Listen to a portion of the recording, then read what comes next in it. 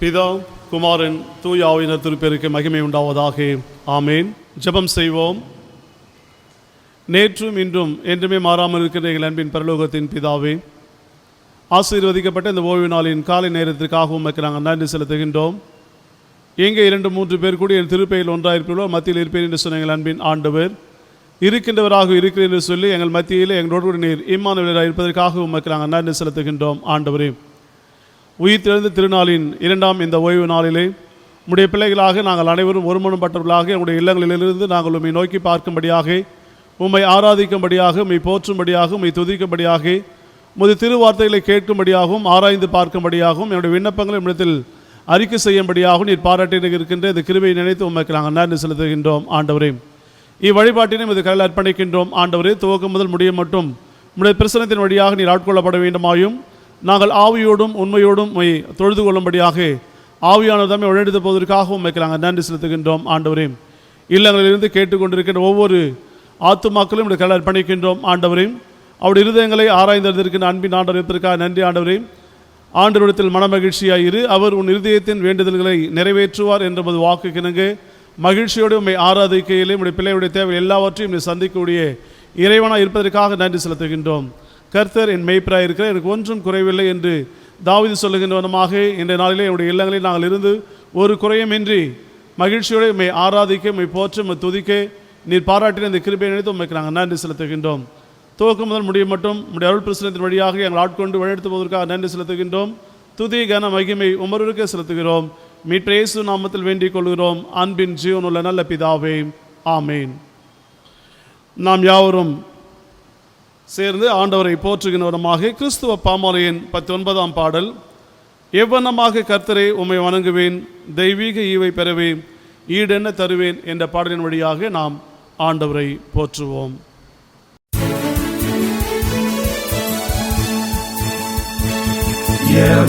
எவ்வண்ணமாக கர்த்தரே உம்மை வணங்குவேன், தெய்வீக ஈவை பெறவே ஈடென்ன தருவேன்.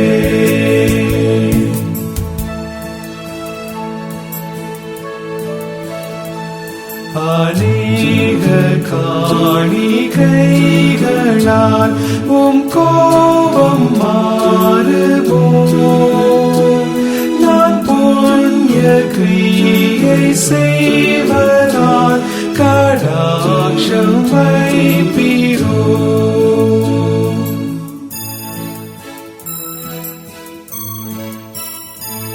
பலியின் இரத்தம் வெள்ளமாய் பாய்ந்தாலும் பாவத்தை நீர் வீழ்த்தி செய்து சுத்தமாய் ரட்சிக்க மாட்டாதே.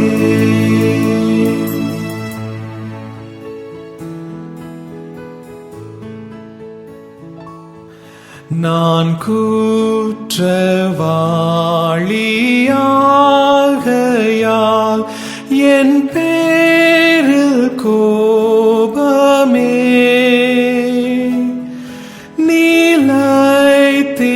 நிலைத்திருந்து சாபத்தால் அழிதல் நியாயமே.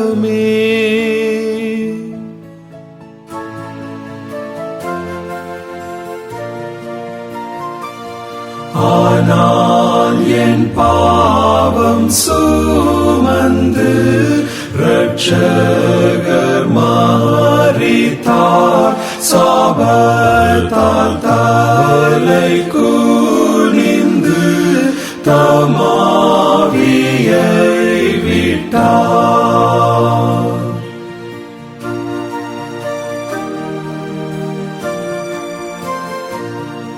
இப்போதும் பரலோகத்தில் வேண்டுதல் செய்கிறார், உம் திவ்ய சந்நிதானத்தில் என்னை நினைக்கிறார்.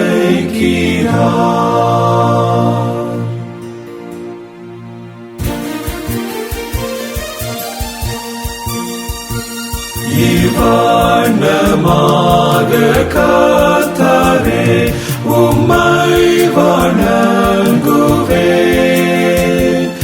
என் நீதி இயேசு கிறிஸ்துவே அவரை பாற்றினேன்.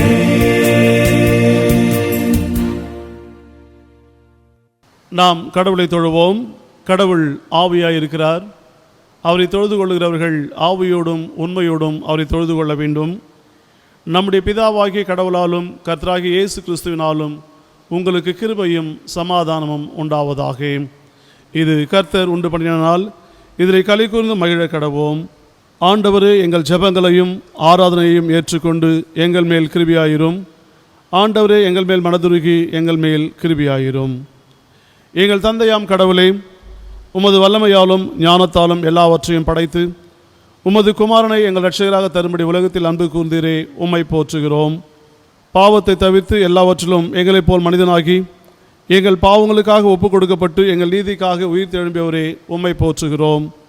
பரிசுத்த ஆவியானவராகிய கடவுளே, எல்லா உண்மைக்குள்ளும் எங்களை வழிநடத்தி கடவுளின் அன்பை எங்கள் நெஞ்சில் பொழிகிறவரே, உம்மை போற்றுகிறோம். பிதா, குமாரன், பரிசுத்த ஆவியாகிய கடவுளே, உமக்கே எக்காலமும் எல்லா புகழும் மகிமையும் உண்டாவதாக. ஆமேன். பாவ அறிக்கை. நமக்கு பாவமில்லை என்போமானால் நம்மை நாமே வஞ்சிக்கொள்ளாவோம். நமக்குள் உண்மையில்லை. நமது பாவங்களை அறிக்கையிட்டால் பாவங்களை நமக்கு மன்னித்து எவ்வித அநீதமும் நீங்கள் நம்மை சுத்திகரிப்பதற்கு அவர் நம்பத்தக்கவரும் நீதியும் உள்ளவர். நான் எழுந்து என் தகப்பனிடத்திற்கு போய், தகப்பனே, பரத்துக்கு விரோதமாகவும் உமது பார்வையிலும் பாவம் செய்தேன். இனி உம்முடைய மகன் மகள் என்று சொல்லப்படுவதற்கு நான் பாத்திரன் அல்லர். இனி உம்முடைய கூலிக்காரில் ஒருவனாக என்னை வைத்து கொள்ளும் என்பேன். கடவுள் ராஜ்யம் சமீபத்திருக்கிறது. மனம் திரும்பி சுவிசேஷத்தில் நம்பிக்கை வையுங்கள். நமது பலவீனங்களுக்காக பரிதபிக்க முடியாத பிரதான ஆசாரியர் நமக்கிராமல் எல்லா விதத்திலும் நம்மை போல் சோதிக்கப்பட்டும் பாவமில்லாத பிரதான ஆசாரியரே நமக்கு இருக்கிறார். நாம் அனைவரும் இருந்த இடங்களில் தலையை தாழ்த்தி முழங்காற்படையிட்டு கண்களை மூடி நாம் ஆண்டவர் நோக்கி பார்ப்போம். சர்வ வல்லமுள்ள கடவுளத்தில் நாம் நமது பாவங்களை தாழ்மையோடு அறிக்கையிடுவோம். பின்வரும் பாவ அறிக்கை நாம் யாவரும் சேர்ந்து சொல்வோம். சர்வ வல்லமையும் மிகுந்த இரக்கமுள்ள பிதாவே, தப்பிப்போன ஆடுகளைப் போல நாங்கள் உம்முடைய வழிகளை விட்டு வழுவி அலைந்து போனோம். எங்கள் இருதயத்தின் யோசனைகளுக்கும் விருப்பங்களுக்கும் மிகவும் இணங்கி நடந்தோம். உமது பரிசுத்த கற்பனைகளுக்கு விரோதமாய் குற்றம் செய்தோம். செய்யத்தக்கவலை செய்யாமல் செய்யத்தகாதவலை செய்து வந்தோம். எங்களுக்கு சுகமே இல்லை. ஆனாலும் ஆண்டவரே, தேவரீர் எங்கள் ஆண்டவராகிய இயேசு கிறிஸ்துவின் மூலமாய் மனிதருக்கு அருளி செய்த வாக்குத்தத்தலின்படியே நிர்பாக்கியமுள்ள குற்றவாளிகளாகிய எங்களுக்கு இறங்கும். தப்பிதங்களை அறிக்கையிற எங்கள் மேல் பொறுமையாயிரும். பாவத்து நிமித்தம் துக்கப்படுகளை சீர்படுத்தும். மிகவும் இரக்கமுள்ள பிதாவை, உம்முடைய பரிசுத்த நாமத்துக்கு மகிமை உண்டாகும்படி நாங்கள் இனி தேவ பக்தியும் நீதியும் தெளிந்த புத்தியும் உடவுளாய் நடந்து வர இயேசு கிறிஸ்து நிமித்தம் எங்களுக்கு கிருபை செய்தருளும். ஆமேன். சர்வ வல்லமையும் மிகுந்த இரக்கமுள்ள ஆண்டவர் மன்னிப்பையும் பாவ நிவர்த்தியை நமக்கு கட்டளையிட்டருளி வாழ்க்கையை சீர்படுத்துவதற்கான காலத்தையும் தமது பரிசுத்தாவின் கிருபையும் தேற்றுதலையும் தந்துள்ளாராக. ஆமேன். ஆண்டவரை துதியுங்கள். ஆண்டவர் நாமம் துதிக்கப்படுவதாக. உட்காருவோம். இன்றைய நாளுக்காக தெரிந்து கொள்ளப்பட்ட திருமறை பகுதிகளை நாம் இப்பொழுது வாசிக்க கேட்போம். வாசிக்க வேண்டிய வேதாகம் முதலாம் பாடம் ஆதியாகமம் 18ஆம் அதிகாரம் வசனங்கள் 1 to 10 வசனங்கள் முடிய. பின்பு கர்த்தர் மம்ரேயின் சமபூமியிலே அவர்களுக்கு தரிசனமானார். அவன் பகலில் உஷ்ண வேளையில் கூடார வாசலில் உட்கார்ந்திருந்து தன் கண்களை ஏறெடுத்து பார்க்கும்போது இதோ 3 புருஷர்கள் அவருக்கு எதிரே நின்றார்கள். அவர்களை கண்டவுடனே அவன் கூடார வாசலில் இருந்து அவர்களுக்கு எதிர்கொண்டு ஓடி தரமட்டும் குனிந்து, ஆண்டவரே, உம்முடைய அடியானில் எனக்கு கிருபை கிடைத்ததினால் நீ உமது அடியானை விட்டு கடந்து போக வேண்டாம். கொஞ்சம் தண்ணீர் கொண்டு வரட்டும். உங்கள் கால்களை கழுவி மரத்தடியிலே சாய்ந்து கொண்டிருங்கள். நீங்கள் உங்கள் இருதயங்களை திடப்படுத்தி கொஞ்சம் அப்பம் கொண்டு வருகிறேன். அப்புறம் நீங்கள் உங்கள் வழியிலே போகலாம். இதற்காகவே அடியேன் இடமுறைக்கு வந்தீர்கள் என்றார். அதற்கு அவர்கள் நீ சொன்னபடியே செய் என்றார்கள். அப்பொழுது ஆபிரகாம் தீவிரமாய் கூடாரத்தில் சாராரிடத்திற்கு போய், நீ சீக்கிரமாய் 3 படி மெல்லிய மாவு எடுத்து பிசைந்து அப்பம் சுடு என்றான். ஆபிரகாம் மாட்டு மந்தைக்கு ஓடி நல்ல இலக்கன்றை பிடித்து வேலைக்காரன் கையில் கொடுத்தான். அவன் அதை சீக்கிரத்தில் சமைத்தான். ஆபிரகாம் எண்ணெயையும் பாலையும் சமைத்த கன்றையும் எடுத்து வந்து அவர்கள் முன்பாக வைத்து அவர்கள் அருகே மரத்தடியிலே நின்று கொண்டிருந்தான். அவர்கள் புசித்தார்கள். அவர்கள் அவன் நோக்கி, உன் மனைவி சாராள் எங்கே என்றார்கள். அதோ கூடார வாசலில் இருக்கிறாள் என்றார். அப்பொழுது அவர், ஒரு உபவதி காலத்தில் நிச்சயமாய் உன்னிடத்தில் திரும்பி வருவேன். அப்பொழுது உன் மனைவியாகிய சாராள்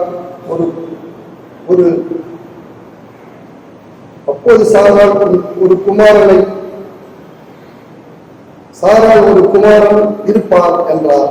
சாராள் அவருக்கு பிரதித்திரமாக கூடார வாசலில் கேட்டுக் கொண்டிருந்தார். வாசிக்க வேண்டிய வேதகம் வாசித்தாயிற்று. கிறிஸ்துவே உமக்கு மகிமை உண்டாவதாக.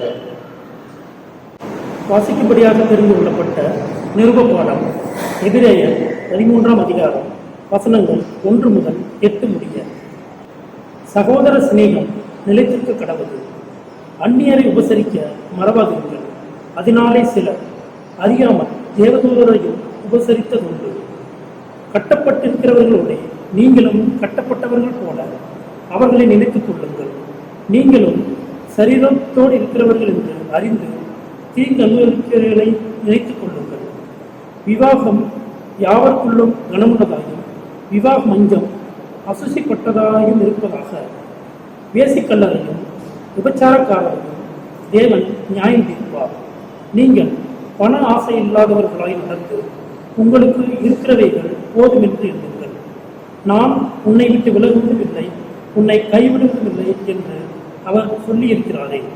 அதனாலே நாம் தைரியம் கொண்டு, கர்த்தர் எனக்கு சகாயர், நான் பயப்படேன், மனுஷன் எனக்கு என்ன செய்வான் என்று சொல்லலாமே. தேவ வசனத்தை உங்களுக்கு போதித்து உங்களை நடத்தினவர்களை நீங்கள் நினைத்து அவர்களுடைய நடக்கையின் முடிவை நன்றாய் சிந்தித்து அவர்களுடைய விசுவாசத்தை பின்பற்றுங்கள். இயேசு கிறிஸ்து நேற்றும் இன்றும் என்றும் மாறாதவராய் இருக்கிறார். வாசிக்கும்படியாக தெரிந்து கொள்ளப்பட்ட 2ஆம் வேத பாடம் வாசித்தாயிற்று. கிறிஸ்துவே உமக்கே மகிமை உண்டாகிறார். இந்த நாளுக்குரிய நற்செய்தி பகுதி தூய யோவான் எழுதின சுவிசேஷம் 21ஆம் அதிகாரம் வசனங்கள் 1 முதல் 14 வரை. இவைகளுக்கு பின்பு இயேசு திபேரியா கடற்கரையிலே மறுபடியும் சீஷருக்கு தம்மை வெளிப்படுத்தின விவரமாக சீமோன் பேதுருவும் திதிமோ எனப்பட்ட தோமாவும் கலிலேயா நாட்டில் உள்ள கானா ஊரானாகிய நாத்தான்வேலும் செபதேயுவின் குமாரரும் அவருடைய சீஷரில் வேறு 2 பேரும் கூடியிருக்கும் போது சீமோன் பேதுரு மற்றவர்களை நோக்கி, மீன் பிடிக்கப் போகிறேன் என்றார். அதற்கு அவர்கள், நாங்களும் உம்முடனே கூட வருகிறோம் என்றார்கள். அவர்கள் புறப்பட்டு போய் உடனே படவில் ஏறினார்கள். அந்த ராத்திரியிலே அவர்களுக்கு ஒன்றும் பிடிக்கவில்லை. விடியற்காலமான போது இயேசு கரையிலே நின்றார். அவர் இயேசு என்று சீஷர்கள் அறியாதிருந்தார்கள். இயேசு அவர்களை நோக்கி, பிள்ளைகளே, புசிக்கிறதற்கு ஏதாவது உங்களிடத்தில் உண்டா என்றார். அதற்கு அவர்கள், ஒன்றும் இல்லை என்றார்கள். அப்பொழுது அவர், நீங்கள் படவுக்கு வலதுபுறமாக வலையை போடுங்கள், அப்பொழுது உங்களுக்கு அகப்படும் என்றார். அப்படியே அவர்கள் போட்டு திரளான மீன்கள் அகப்பட்டதினால் அதை இழுக்க மாட்டாதிருந்தார்கள்.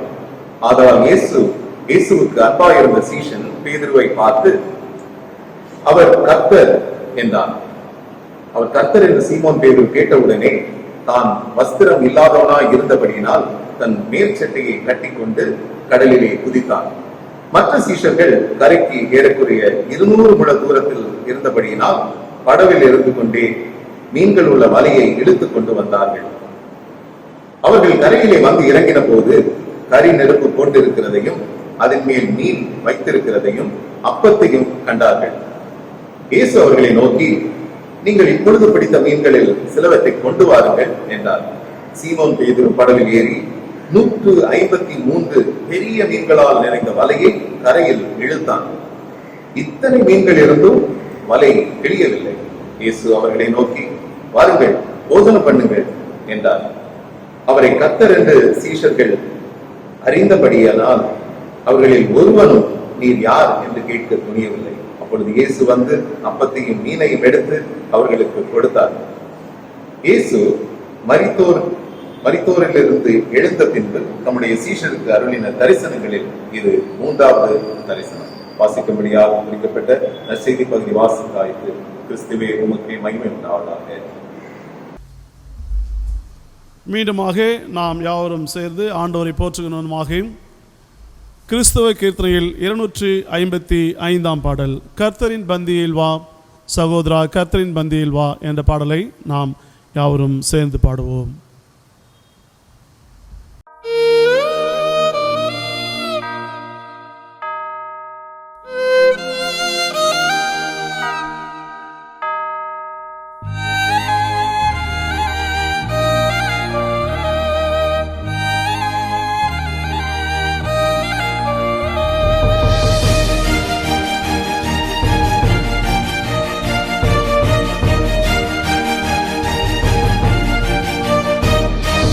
கர்த்தரின் பந்தியில் வா சகோதரா, கர்த்தரின் பந்தியில் வா வா, கர்த்தரின் பந்தியில் வா சகோதரா, கர்த்தரின் பந்தியில் வா. கர்த்தரன் வாய் சொந்த இரத்தத்தை சிந்தின காரணத்தை மன பூரணமாயெண்ணி கர்த்தரின் பந்தியில் வா சகோதரா, கர்த்தரின் பந்தியில் வா வா, கர்த்தரின் பந்தியில் வா.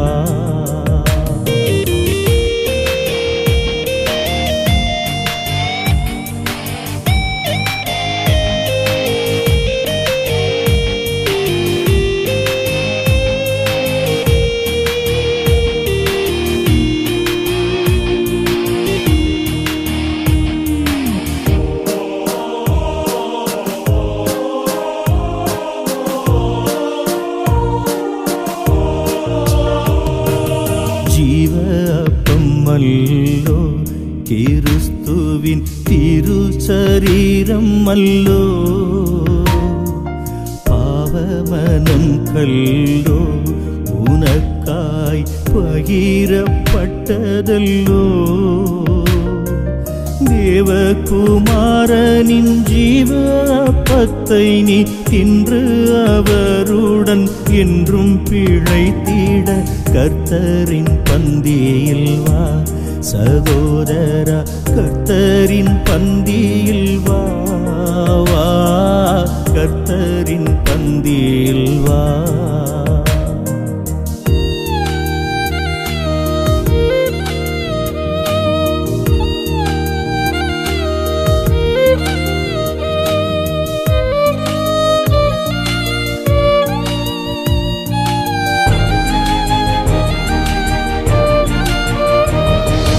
தேவ அன்பை பாரு, கிறிஸ்துவின் சீஷர் குறை தீரு. பாவக்கேட்டை கூறு, ராபோசன பந்திதனில் சேரு. சாவுக்குரியமா பாவமுள்ள லோகம் தன்னில் மனம் வைத்து அந்நியனாகாதே கர்த்தரின் பந்தியில் வா சகோதரா, கர்த்தரின் பந்தியில் வா வா, கர்த்தரின் பந்தியில் வா.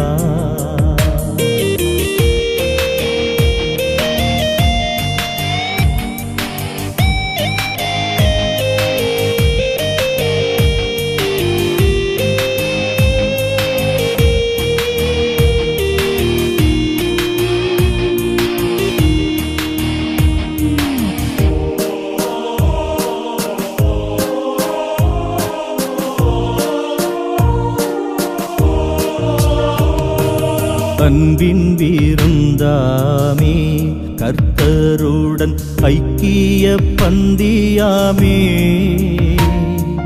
துன்பம் துயர் போமே, இருதயம் சுத்தத்திடனாமே.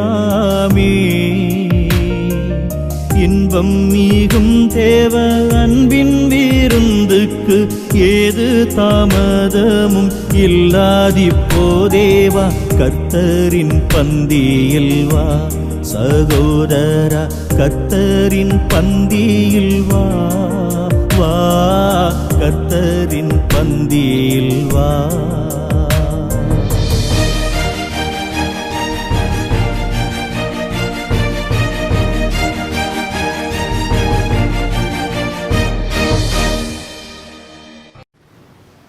ஜெபம் செய்வோம். நேற்றும் இன்றும் என்றுமே மாறாமல் இருக்கிறீர்கள் அன்பின் பரலோகத்தின் பிதாவே, நாங்கள் மீண்டுமாக உமக்கு நன்றியும் துதியும் ஸ்தோத்திரங்களை நாங்கள் எடுக்கின்றோம். ஆண்டவரே, கர்த்தருக்குள் எப்பொழுதும் சந்தோஷமாயிருங்கள் சந்தோஷமாயிருங்கள் என்று மறுபடியும் சொல்லின வாக்கு கிணங்கே மனமகிழ்ச்சியான அந்த காலை பொழுதினிலே உம்முடைய வார்த்தைகளை ஆராய்ந்து பார்க்கும்படியாக அன்பின் நிறைவா நீர் பாராட்டின கிருபைக்காக உமக்கு நாங்கள் நன்றி செலுத்துகின்றோம். கேட்டுக்கொண்டிருக்கின்ற ஒவ்வொரு உள்ளத்திலே நீர் பேச போவதற்காகவும் அவருடைய தேவைகளை நீர் சந்திக்க போவதற்காக நன்றி செலுத்துகின்றோம். ஆண்டவரே, அடியனின் வாயின் வார்த்தைகளும் எங்கள் அனைவருடைய இதயத்தின் சிந்தனைகளும் உமது சமூகத்தில் என்றும் ஏற்புடையதாய் இருப்பதாக. ஆமென்.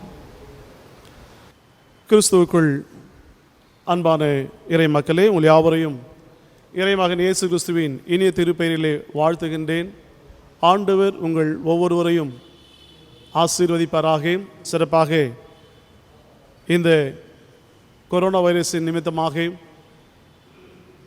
நமது அரசாங்கத்தின் மூலமாக 144 இந்த தடை உத்தரவின் அடிப்படையிலே நம்முடைய இல்லங்களிலிருந்து நாம் ஆண்டு நோக்கி பார்க்கும்படியாக ஆண்டவர் பாராட்டின கிருபைக்காக நாம் நன்றி சொல்லுவோம்.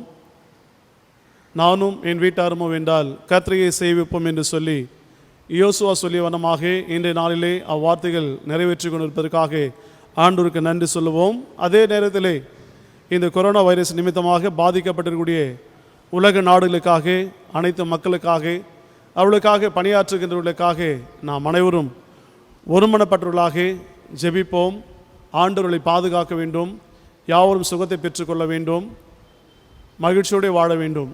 அதே நிலையிலே இன்றைக்கு வேலை இல்லாமல் தினக்கூலிகளாக இருக்கக்கூடிய ஏழை எளிய மக்கள் வருமானம் இழந்து இன்றைக்கு உணவிற்கு வழி இல்லாமல் பாதிக்கப்பட்டிருக்கக்கூடிய மக்களையும் ஆண்டவர் பாதுகாத்து போஷிக்க வேண்டும். மக்களுடைய இருதயங்களிலே பேச வேண்டும். இன்றைக்கு அநேக நல்ல உள்ளங்கள் உதாரத்துவமாய் காணிக்கைகளை கொடுத்து தன்னார்வத்தோடு கூட செயல்பட்டு வருகின்ற அவர்களுக்காக கூட நாம் ஜெபம் செய்வோம். ஆண்டவர் அனைவரையும் அன்போடு நேசித்து பாதுகாத்து போஷித்து வழிநடத்துவாராக. இன்றைய நாளிலும் நாம் சிந்திக்கும்படியாக நமக்கு கொடுக்கப்பட்டிருக்கக்கூடிய செம்பொருள் கிறிஸ்துவின் விருந்தோம்பலுக்கு அழைப்பு என்கின்ற செம்பொருள் நமக்கு கொடுக்கப்பட்டிருக்கின்றது. கிறிஸ்துவின் விருந்தோம்பலுக்கு அழைப்பு, இன்விடேஷன் டு கிரைஸ்ட் ஹாஸ்பிட்டாலிட்டி என்கின்ற செம்பொருள்.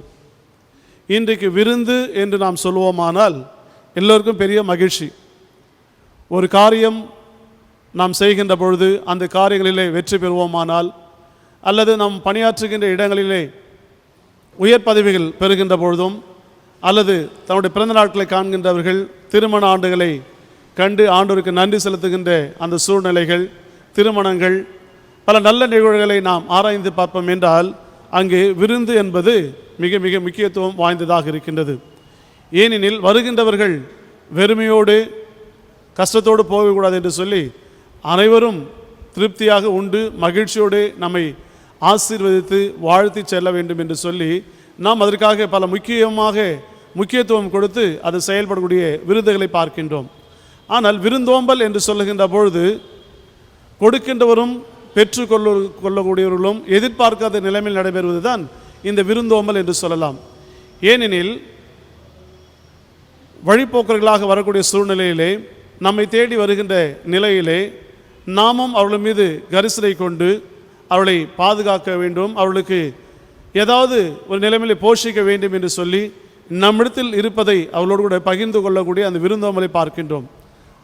அந்த விருந்தோம்பல் என்று சொல்லுகின்ற பொழுது நாமும் எதிர்பார்க்காதது, வருகின்றவர்களும் நம்மை தேடி வந்ததினாலே நான் இங்கே கிடைக்கும் என்கின்ற எதிர்பார்ப்போடு வந்தது கிடையாது. ஆனால் மகிழ்ச்சியோடு சகோதரத்துவத்தோடு கூட நாம் பகிர்ந்து கொள்ளக்கூடிய ஒரு நிலையை பார்க்கின்றோம். இதை தான் நிருப பாடமாக வாசிக்கின்ற பகுதியிலே நாம் பார்ப்போம் என்றால், சகோதர சிநேகம் நிலைத்திருக்க கடவுது என்று சொல்லுகின்றார். சகோதர சிநேகம் நிலைத்திருக்க கடவுது. ஏனெனில் பரலோகத்தில் இருக்கிற எங்கள் பிதாவே என்று நாம் ஆண்டோர் கற்பித்த அந்த குடும்பத்தின் ஜெபத்தை சொல்லுகின்ற அந்த நிலையிலே நாம் எல்லோருமே ஆண்டோருடைய பிள்ளைகளாக நாம் இருக்கின்றோம்.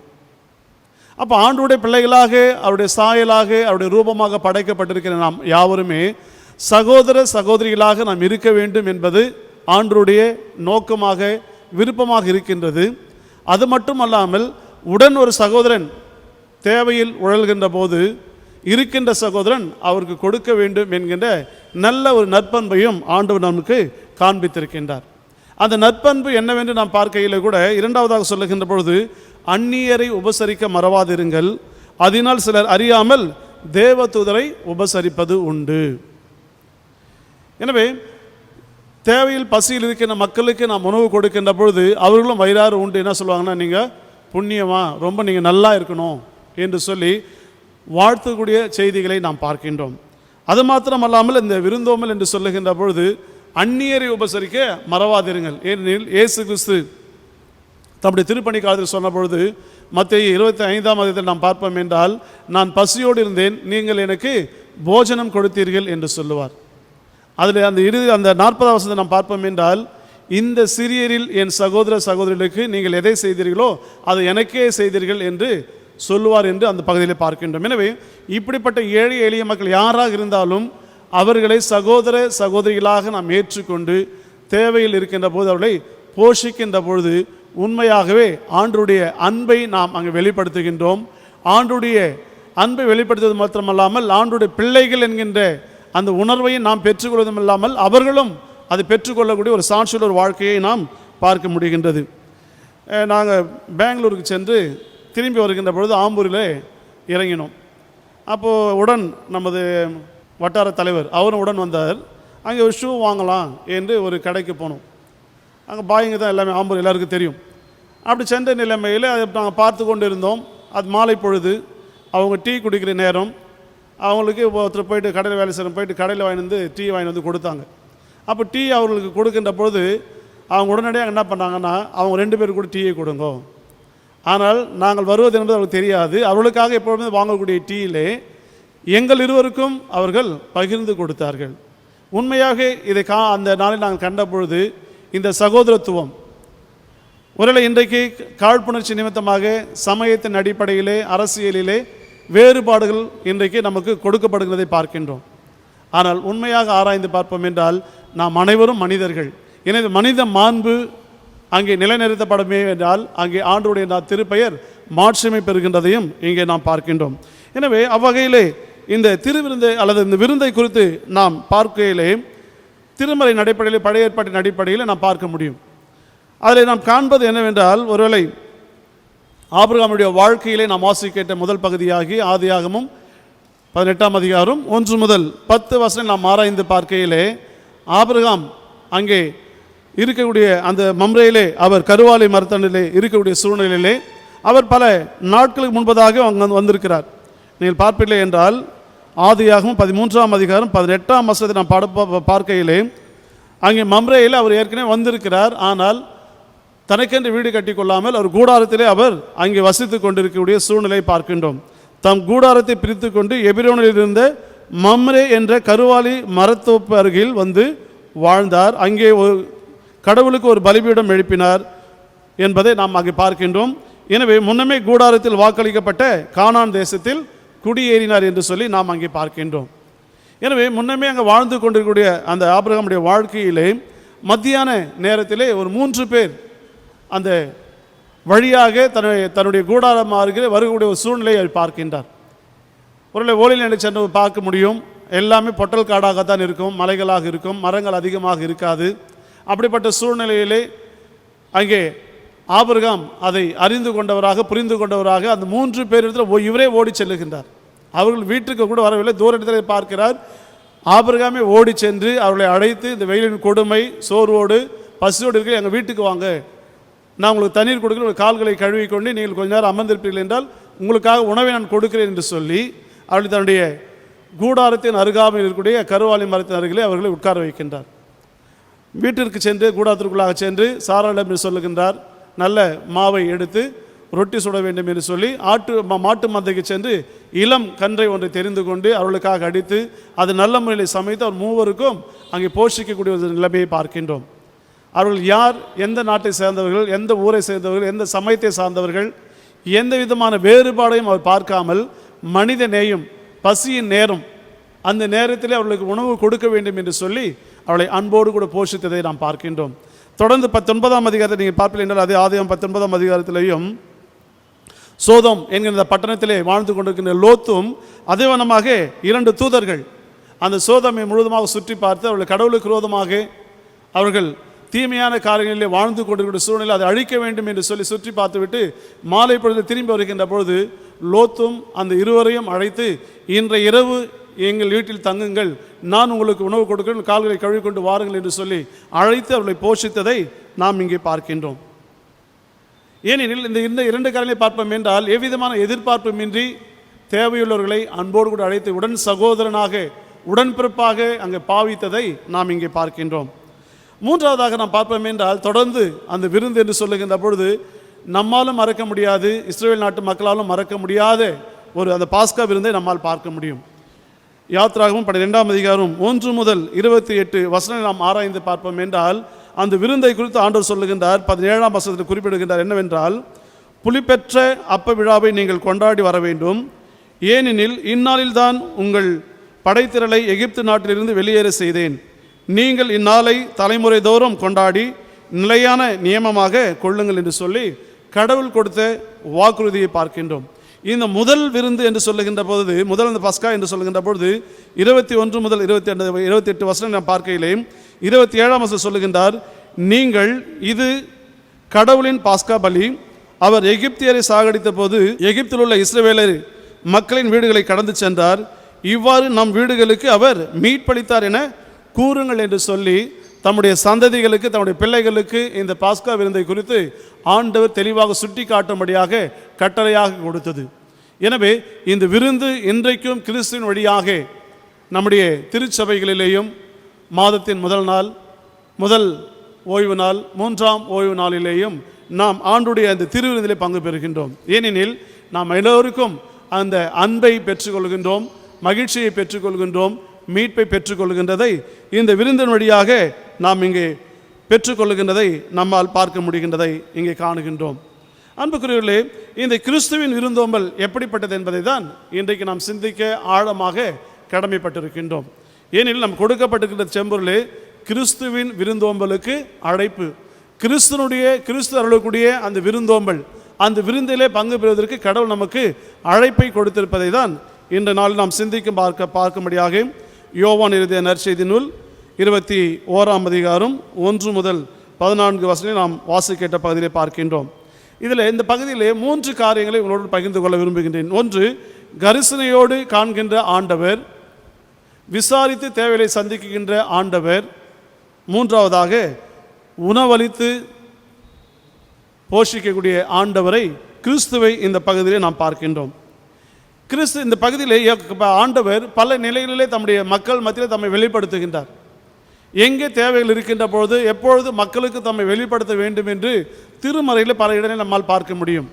இவர்களை ஆதியாகமம் 16ஆம் அதிகாரத்தை நாம் எடுத்து பார்ப்போம் என்றால், நீர் என்னை காண்கின்ற தேவன் என்று சொல்லி ஆகார் சொல்லக்கூடிய ஒரு வார்த்தை. ஏனெனில் ஆபிரகாமுக்கும் சாராளுக்கும் குழந்தை இல்லாத நிலைமையிலே சாராள் என்ன சொல்கிறார் என்றால், என்னுடைய மறுமனையாட்டியாகிய இந்த எகிப்து தேசத்திலாகிய ஆகாரை உனக்கு மறுமனையாட்டியாக்கிக் கொள் என்று சொல்லி அவள் வழியாக பிள்ளை பெற்றுக்கொள்ளலாம் என்று சொல்லி சாராள் இங்கே சொல்லக்கூடிய ஒரு வார்த்தை. அவனமாக ஆகாரும் மறுமனையாக்கப்பட்டு குழந்தையை பெற்றுக்கொள்ளக்கூடிய சூழ்நிலையிலே கர்ப்பம் தரித்த நிலைமையிலே சாராளை மிகவும் ஒரு கீழான நிலைமை பார்க்கக்கூடியவராக உதாசீனப்படுத்தக்கூடிய நிலையிலே ஆகார் செயல்படுகின்றார்.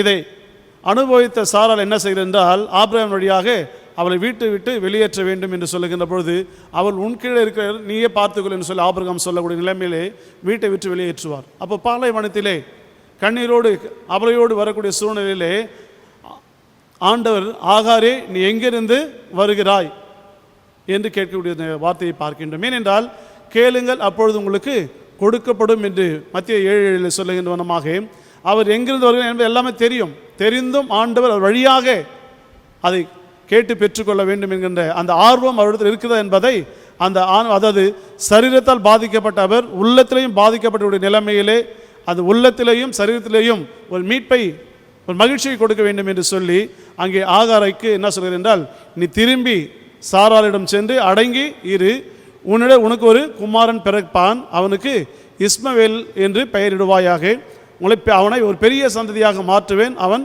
துஷ்டனாக இருப்பான் என்று சொல்லி அங்கே கடவுள் வாக்குத்தத்தமாக ஆகாருக்கு சொல்லி அனுப்புகின்றார்.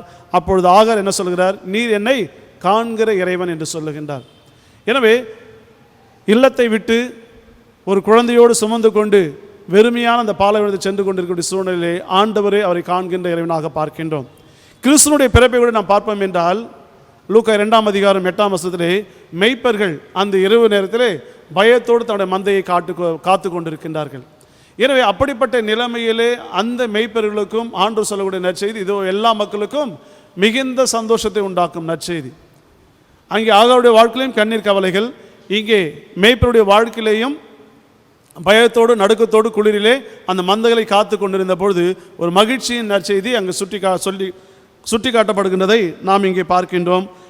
அதே வண்ணமாகத்தான் உயிர் தெழுந்த பிறகு இயேசு சொல்லுகின்ற பொழுது மத்திய 28:16 மற்றும் 17 வசனங்களிலே கலிலேயாவிலே ஒரு மலையிலே இயேசுவை அவர்கள் காண்கின்றதை நாம் பார்க்கின்றோம். இப்படி கண்ட பிறகும் அவர்கள் அதாவது உயிர் தெழுந்த பிறகு இயேசு பார்த்தார்கள். ஆனால் தாங்கள் மேற்கொண்டு என்ன செய்ய வேண்டும் என்று அறியாமல் புரியாது இருந்த சீடர்கள் என்ன செய்கிறார் என்றால், பேதுரு சொல்லுகின்றார், நான் மீன் பிடிக்க போக போகிறேன் அப்படின்னு சொன்ன உடனே தோமாவும் மற்ற சீடர்களும் அங்கே சொல்லப்பட்டிருக்கிற பார்ப்போம் என்றால் எண்ணிக்கை 7 பேர். பேதுரு, தோமா, நாத்தான் என்கின்ற பத்லெயேமு, யாக்கோப்பு, யோவான், பெத்சாயிதா சேர்ந்த பிலிப்பு, அந்திரேயா. இந்த பிலிப்பும் அந்திரேயாவும் ஏனென்றால் அவங்க உடன் இருப்பார்கள் என்று ஒரு யூகமாக சொல்லப்படக்கூடிய ஒரு வார்த்தையை நாங்கள் பார்க்கின்றேன். ஒரு முழுமையான ஒரு எண்ணிக்கை. ஏனென்றால் தன்னுடைய வயிற்று பிழைப்புக்கு என்ன செய்ய வேண்டும், உழைத்து அந்த நன்மையை பெற்றுக்கொள்ள வேண்டும் என்று சொல்லி அவர்கள் செல்லுகிற சூழ்நிலையை நாம் அங்கே பார்க்கின்றோம். இப்படி சென்ற அவர்கள் நிலையிலே தான் இயேசு கிறிஸ்து அவர்களை தேடி வரக்கூடிய நிலைமையை நாம் அங்கே பார்க்கின்றோம். கிறிஸ்துவோடு 3 ஆண்டு காலம் திருப்பணி செய்தும் அற்புதங்கள் அடையாளங்கள் எல்லாவற்றையும் கண்டும் உயிர் தெழுந்த ஆண்டவராகிய கிறிஸ்துவை கண்டும் மேற்கொண்டு என்ன செய்ய வேண்டும் அறியாதவர்களாக புரியாதவருடைய தன்னுடைய வாழ்வாதாரம் என்னவென்கின்ற நிலையிலே மீண்டுமாக பழைய தொழிலாகிய மீன் பிடிக்கும் தொழிலுக்கு அவர் செல்லக்கூடிய ஒரு சூழ்நிலையை பார்க்கின்றோம். அப்படிப்பட்ட நிலைமையிலே மறுநாள் அதிகாலை நேரத்தில் தான் இயேசு கிறிஸ்து அவரிடம் தேடி செல்கின்றதை நாம் இங்கே பார்க்கின்றோம். அன்புக்குரிய இறைமக்களே, பேதுரு ஒருவேளை இயேசு கிறிஸ்து விசாரிக்கின்ற பொழுதே மறுதளித்தவன், ஆனால் மனம் கசந்து அழுது மனம் மாறியதை பார்க்கின்றோம். அது மாத்திரமல்லாமல் சிலுவையில் அறையப்படுகின்ற பொழுது யோவானை தவிர மற்ற சீடர்கள் அனைவருமே அவர் விட்டு ஓடிப்போன ஒரு சூழ்நிலையை நாம் இங்கே பார்க்கின்றோம். இப்படிப்பட்ட நிலைமைகள் இருந்தாலும் கூட ஆண்டவராகிய இயேசு கிறிஸ்து தமது சீடர்கள் மீது அவர் அன்பு செலுத்தி அவர்களை தேடி வருகின்றதை பார்க்கின்றோம். அன்புக்குரிய இறைமக்களே, இன்றைக்கும் நம்முடைய வாழ்க்கையிலே இன்றைக்கு இருக்கக்கூடிய சூழ்நிலையிலே ஆண்டவரிடத்தில் நன்மை பெற்றவர்களாகிய நாம், ஆண்டவரிடத்திலிருந்து ஆசீர்வாதங்களை பெற்றுக்கொண்டவர்களாகிய நாம் சில நேரங்களிலே இவ்வண்ணமாக ஆண்டவரை விட்டு தூரம் நாம் விலகி போகின்றோம்.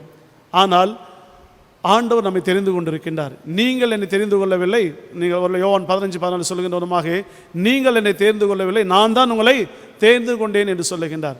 ரோமர் 8:30 பார்க்கின்ற பொழுது யாரை முன்குறித்தாரோ அவர்களை அழைத்தார், யாரை அழைத்தார் அவரை தெரிந்து கொண்டார் என்று சொல்லுகின்றவனமாக நாம் முன்குறிக்கப்பட்டவர்களாக எரேமியா 1 என்று சொல்லுகின்றவனமாக தாயின் கர்ப்பத்திலே உன்னை அறிந்தேன் என்று சொல்லுவனமாக நம்மை அறிந்திருக்கின்ற ஆண்டவர் நாம் ஆண்டவர் விட்டு விலகி போனாலும் அவருடைய வார்த்தைக்கு கீழ்ப்படியாமல் போனாலும் ஆண்டவருக்கு விரோதமாக நாம் செயல்பட்டாலும் கூட ஆண்டவர் நம்மை நேசிக்கக்கூடிய இறைவனாக இருக்கின்றார்.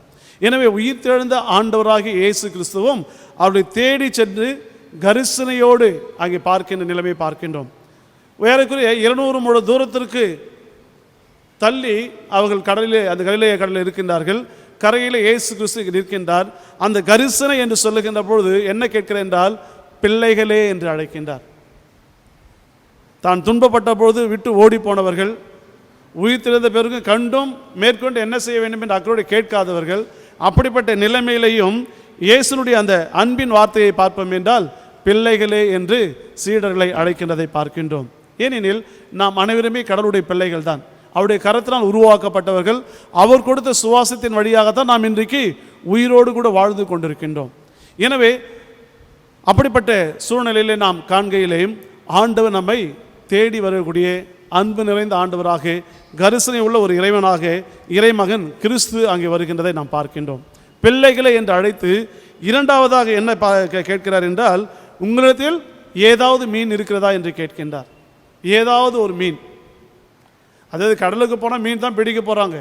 சரி, மீன் இருக்குதான்னு கேட்டிருக்கலாம். ஆனால் ஏதாவது மீன் இருக்கிறதா? அப்போது என்ன நன்றாக பார்ப்போம் என்றால், நாம் கூட எல்லோரும் மீன் சாப்பிடுகளாக இருப்போம். ஆனாலும் ஒரு சிலருக்கு ஒவ்வொரு மீன் பிடிக்கும், சில மீன்கள் பிடிக்காத நிலையில் இருக்கும்.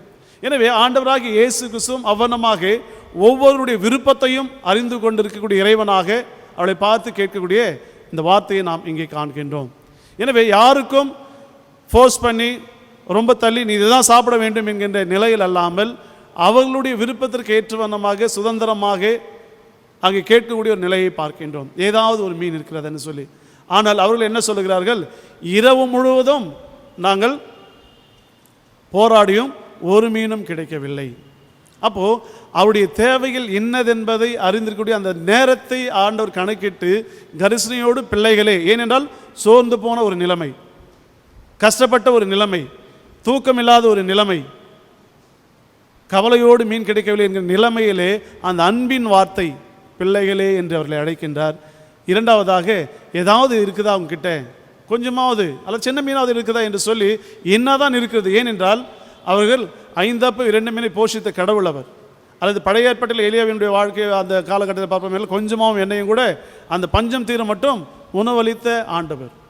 இப்படி போஷிக்கக்கூடிய ஆண்டவர் அவரிடத்தில் கேட்கின்ற பொழுது ஒன்றும் அகப்படவில்லை என்று சொல்லுகின்றார்கள். எனவே அன்புக்குரிய மக்கள், இன்றைக்கு இல்லை என்கின்ற நிலைமையிலே நாம் ஆண்டவரிடத்தில் வருவோமானால், உண்மையோடு கூட நம்மை தேடி வருகின்ற ஆண்டவரை கண்டுகொள்வோமானால் ஆண்டவர் நமக்கு நன்மைகளை கொடுப்பார். 2 நாளாகவும் 15ஆம் அதிகாரம் 2ஆம் வசனத்தை பார்ப்போம் என்றால், நீங்கள் ஆண்டவரோடு இருந்தால் அவர் உங்களோடு கூட இருப்பார்.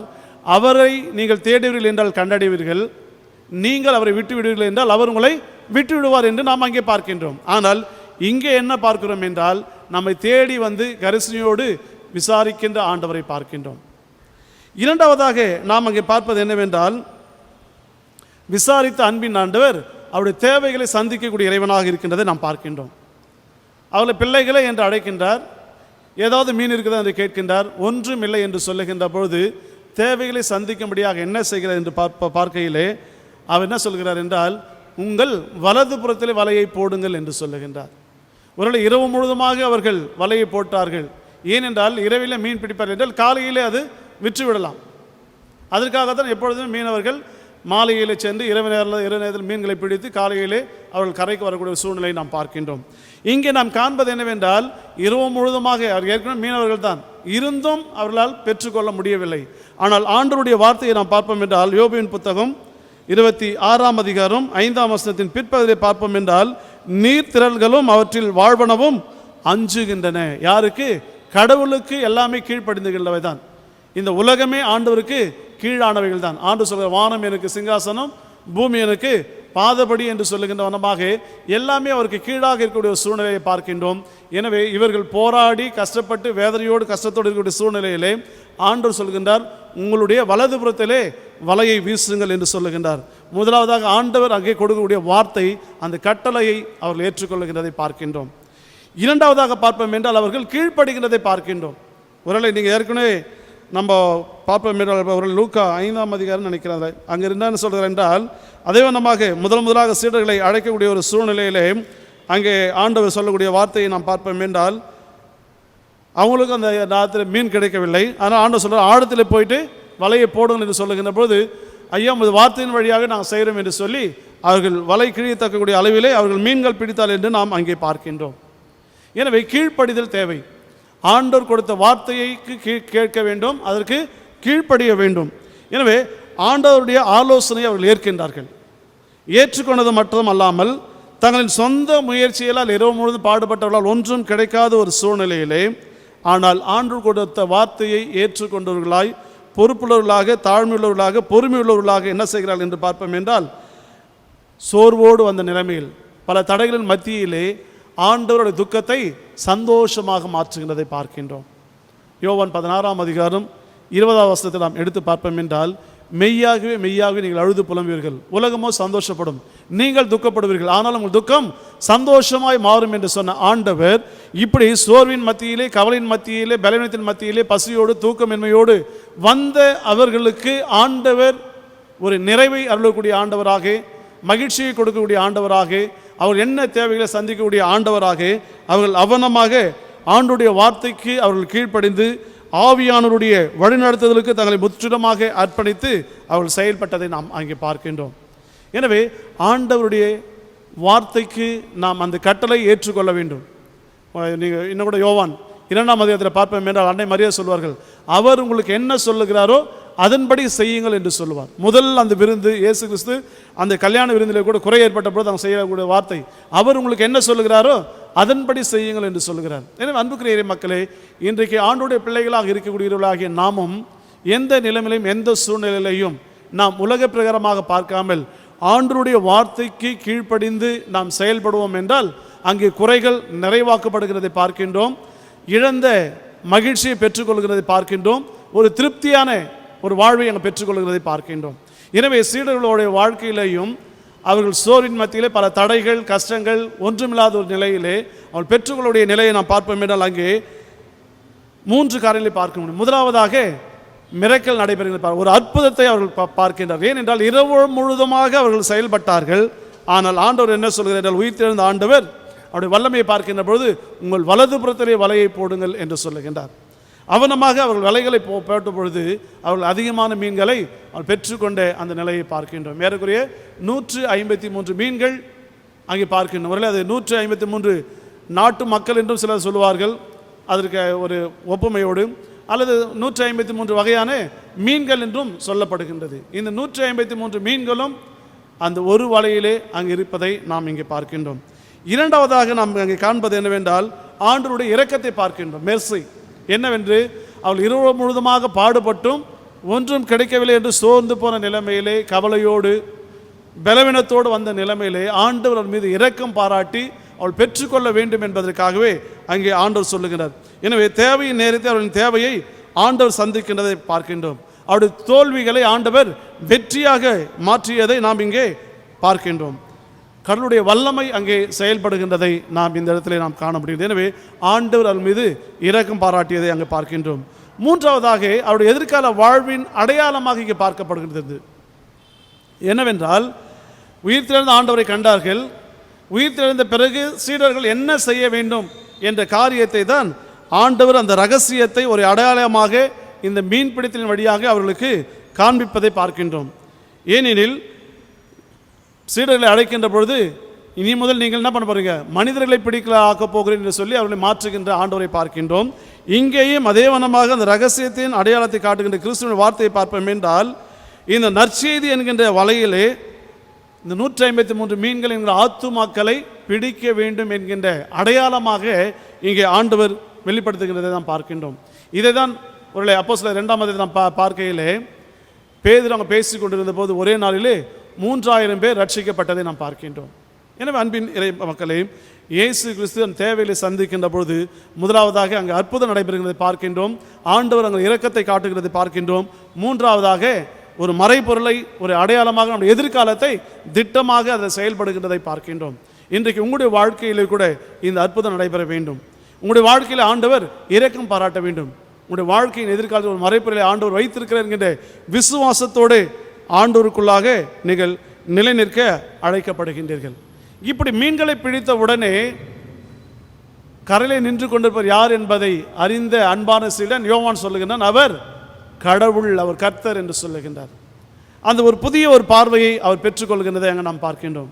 அன்புக்குரியவர்களே, ஏனென்றால் அன்பான சீடனாக மாத்திரம் இருந்தது மாத்திரமல்லாமல் இயேசு கிறிஸ்து சிலுவையிலே அறையப்பட்ட பொழுது சிலுவையின் அடிவாரம் வரைக்கும் அவர் இருந்தார்.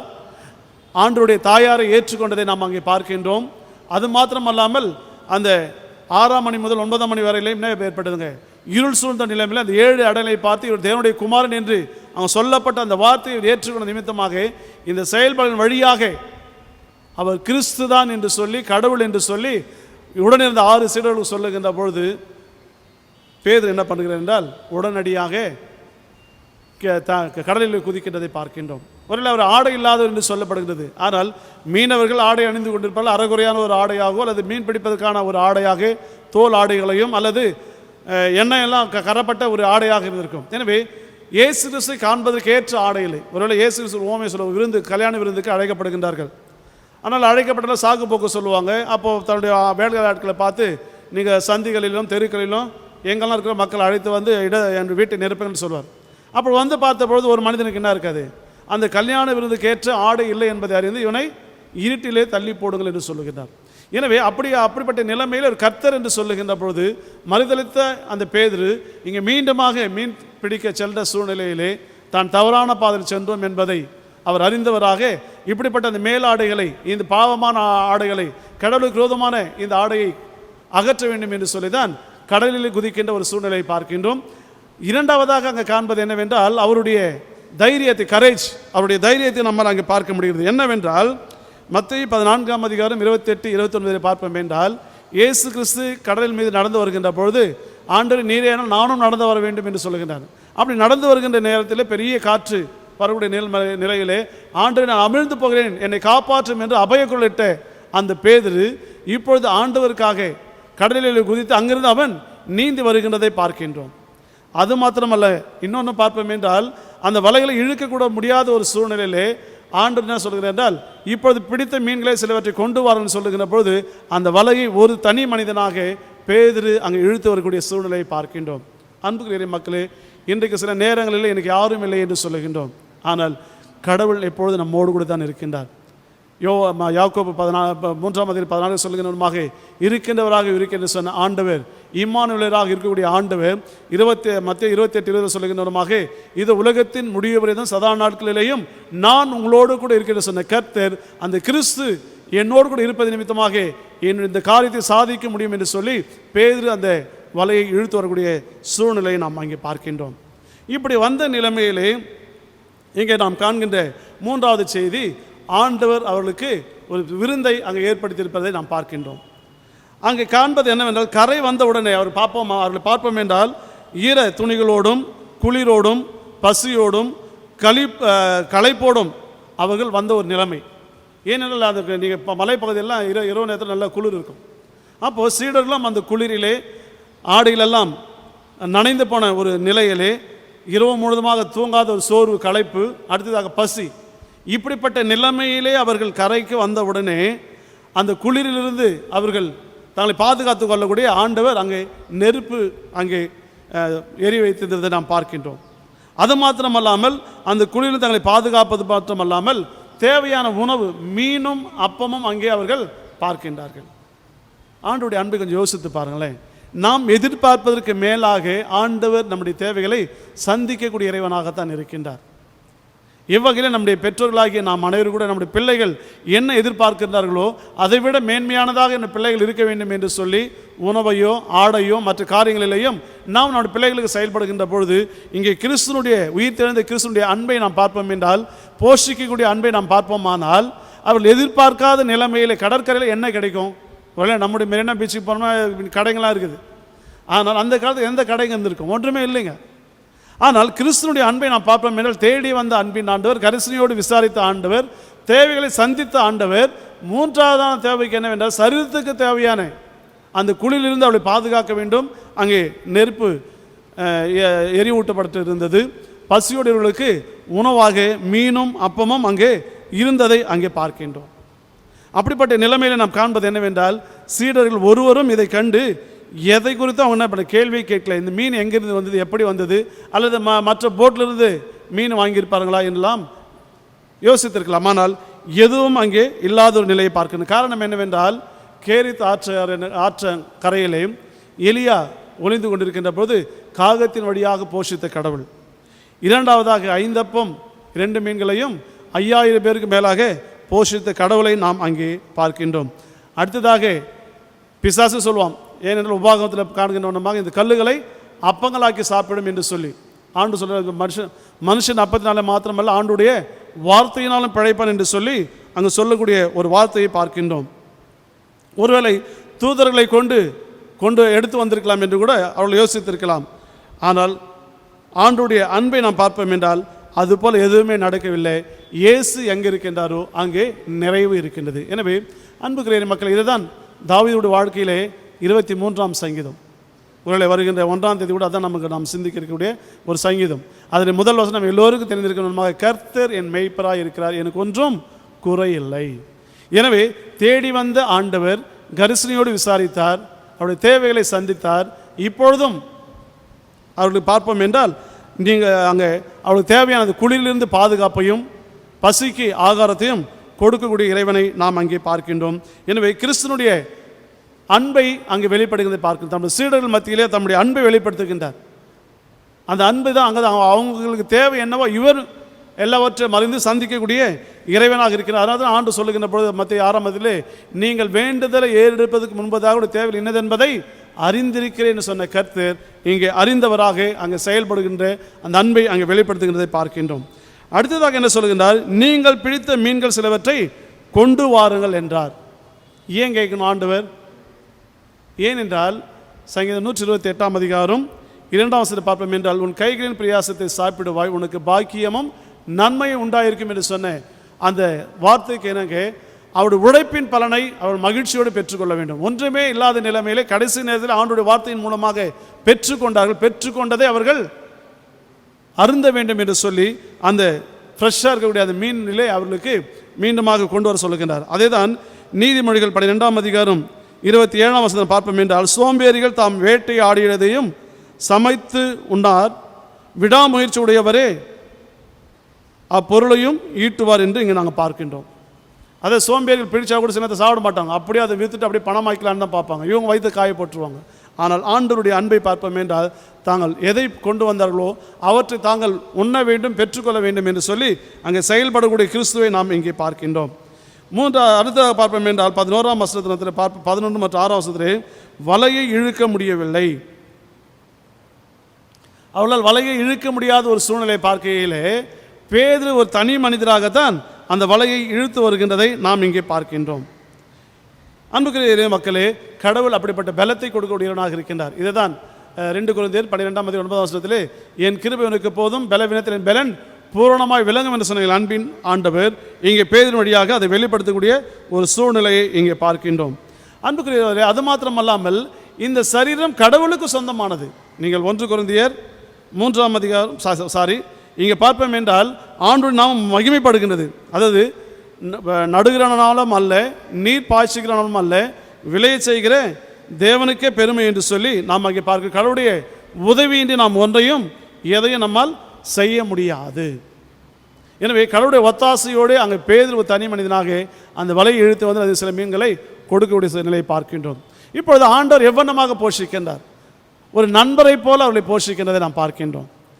வாருங்கள், எல்லாம் ஆயத்தமாக இருக்கிறது என்று சொல்லி அவளை அன்போடு கூட ஒரு நண்பர்களை போல போஷிக்கக்கூடிய நிலையை பார்க்கின்றோம். இரண்டாவதாக, வாங்க கொஞ்ச நேரம் வெயிட் பண்ணுங்க, நான் எல்லாத்தையும் சரி பண்ணிவிட்டு அப்புறம் நான் இப்போ சாப்பிடுங்கன்னு சொல்லி அவள் இல்லாமல் என்ன சொல்கிறாருன்னா, என்னோடு கூட come and time with me, என்னோடு கூட வாங்க சாப்பிடுங்க. அப்போ ஆளுடைய அன்பை பாருங்கள். தன்னை விட்டு போன அன்பான சீடர்களை அழைத்த ஆண்டவர் கரிசனையோடு அவளை பார்த்தார். விசாரித்து தேவையை சந்திக்கின்ற ஆண்டவர், எல்லாவற்றையும் ஏற்படுத்தின ஆண்டவர் போஷிக்கக்கூடிய நிலைமையில் எப்படி செய்கிறார் என்றால், என்னோடு கூட சாப்பிடுங்க. இதுதான் வெளிப்படுத்தின விசேஷம் 3ஆம் அதிகாரம் 20ஆவது வசனத்தை பார்ப்போம் என்றால், இதோ வாசற்படை நின்று கதவை தட்டுகிறேன், ஒருவனின் சத்தத்தை கேட்டு கதவை திறந்தால் நான் உள்ளே சென்று போஜனம் பண்ணுவேன், அவனும் என்னோடு கூட போஜனம் பண்ணுவான். அவனும் அவனும் என்கிற இடத்துல நமது பெயரை, நமது குடும்ப பெயரை வச்சு நீ கேட்டு அதை சொல்லி பாருங்க, எவ்வளோ பேர் ஒரு பெரிய மகிழ்ச்சி. எனவே கிறிஸ்துவோடு கூட அந்த விருந்தில் பங்கு பெறுவது அது பரலோக ராஜ்யத்துக்கு சமமான ஒரு விருந்து. எனவே அப்படிப்பட்ட விருந்தை தான் ஆண்டவர் இங்கே கொடுக்கக்கூடிய ஒரு சூழ்நிலையை நாம் இங்கே பார்க்கின்றோம்.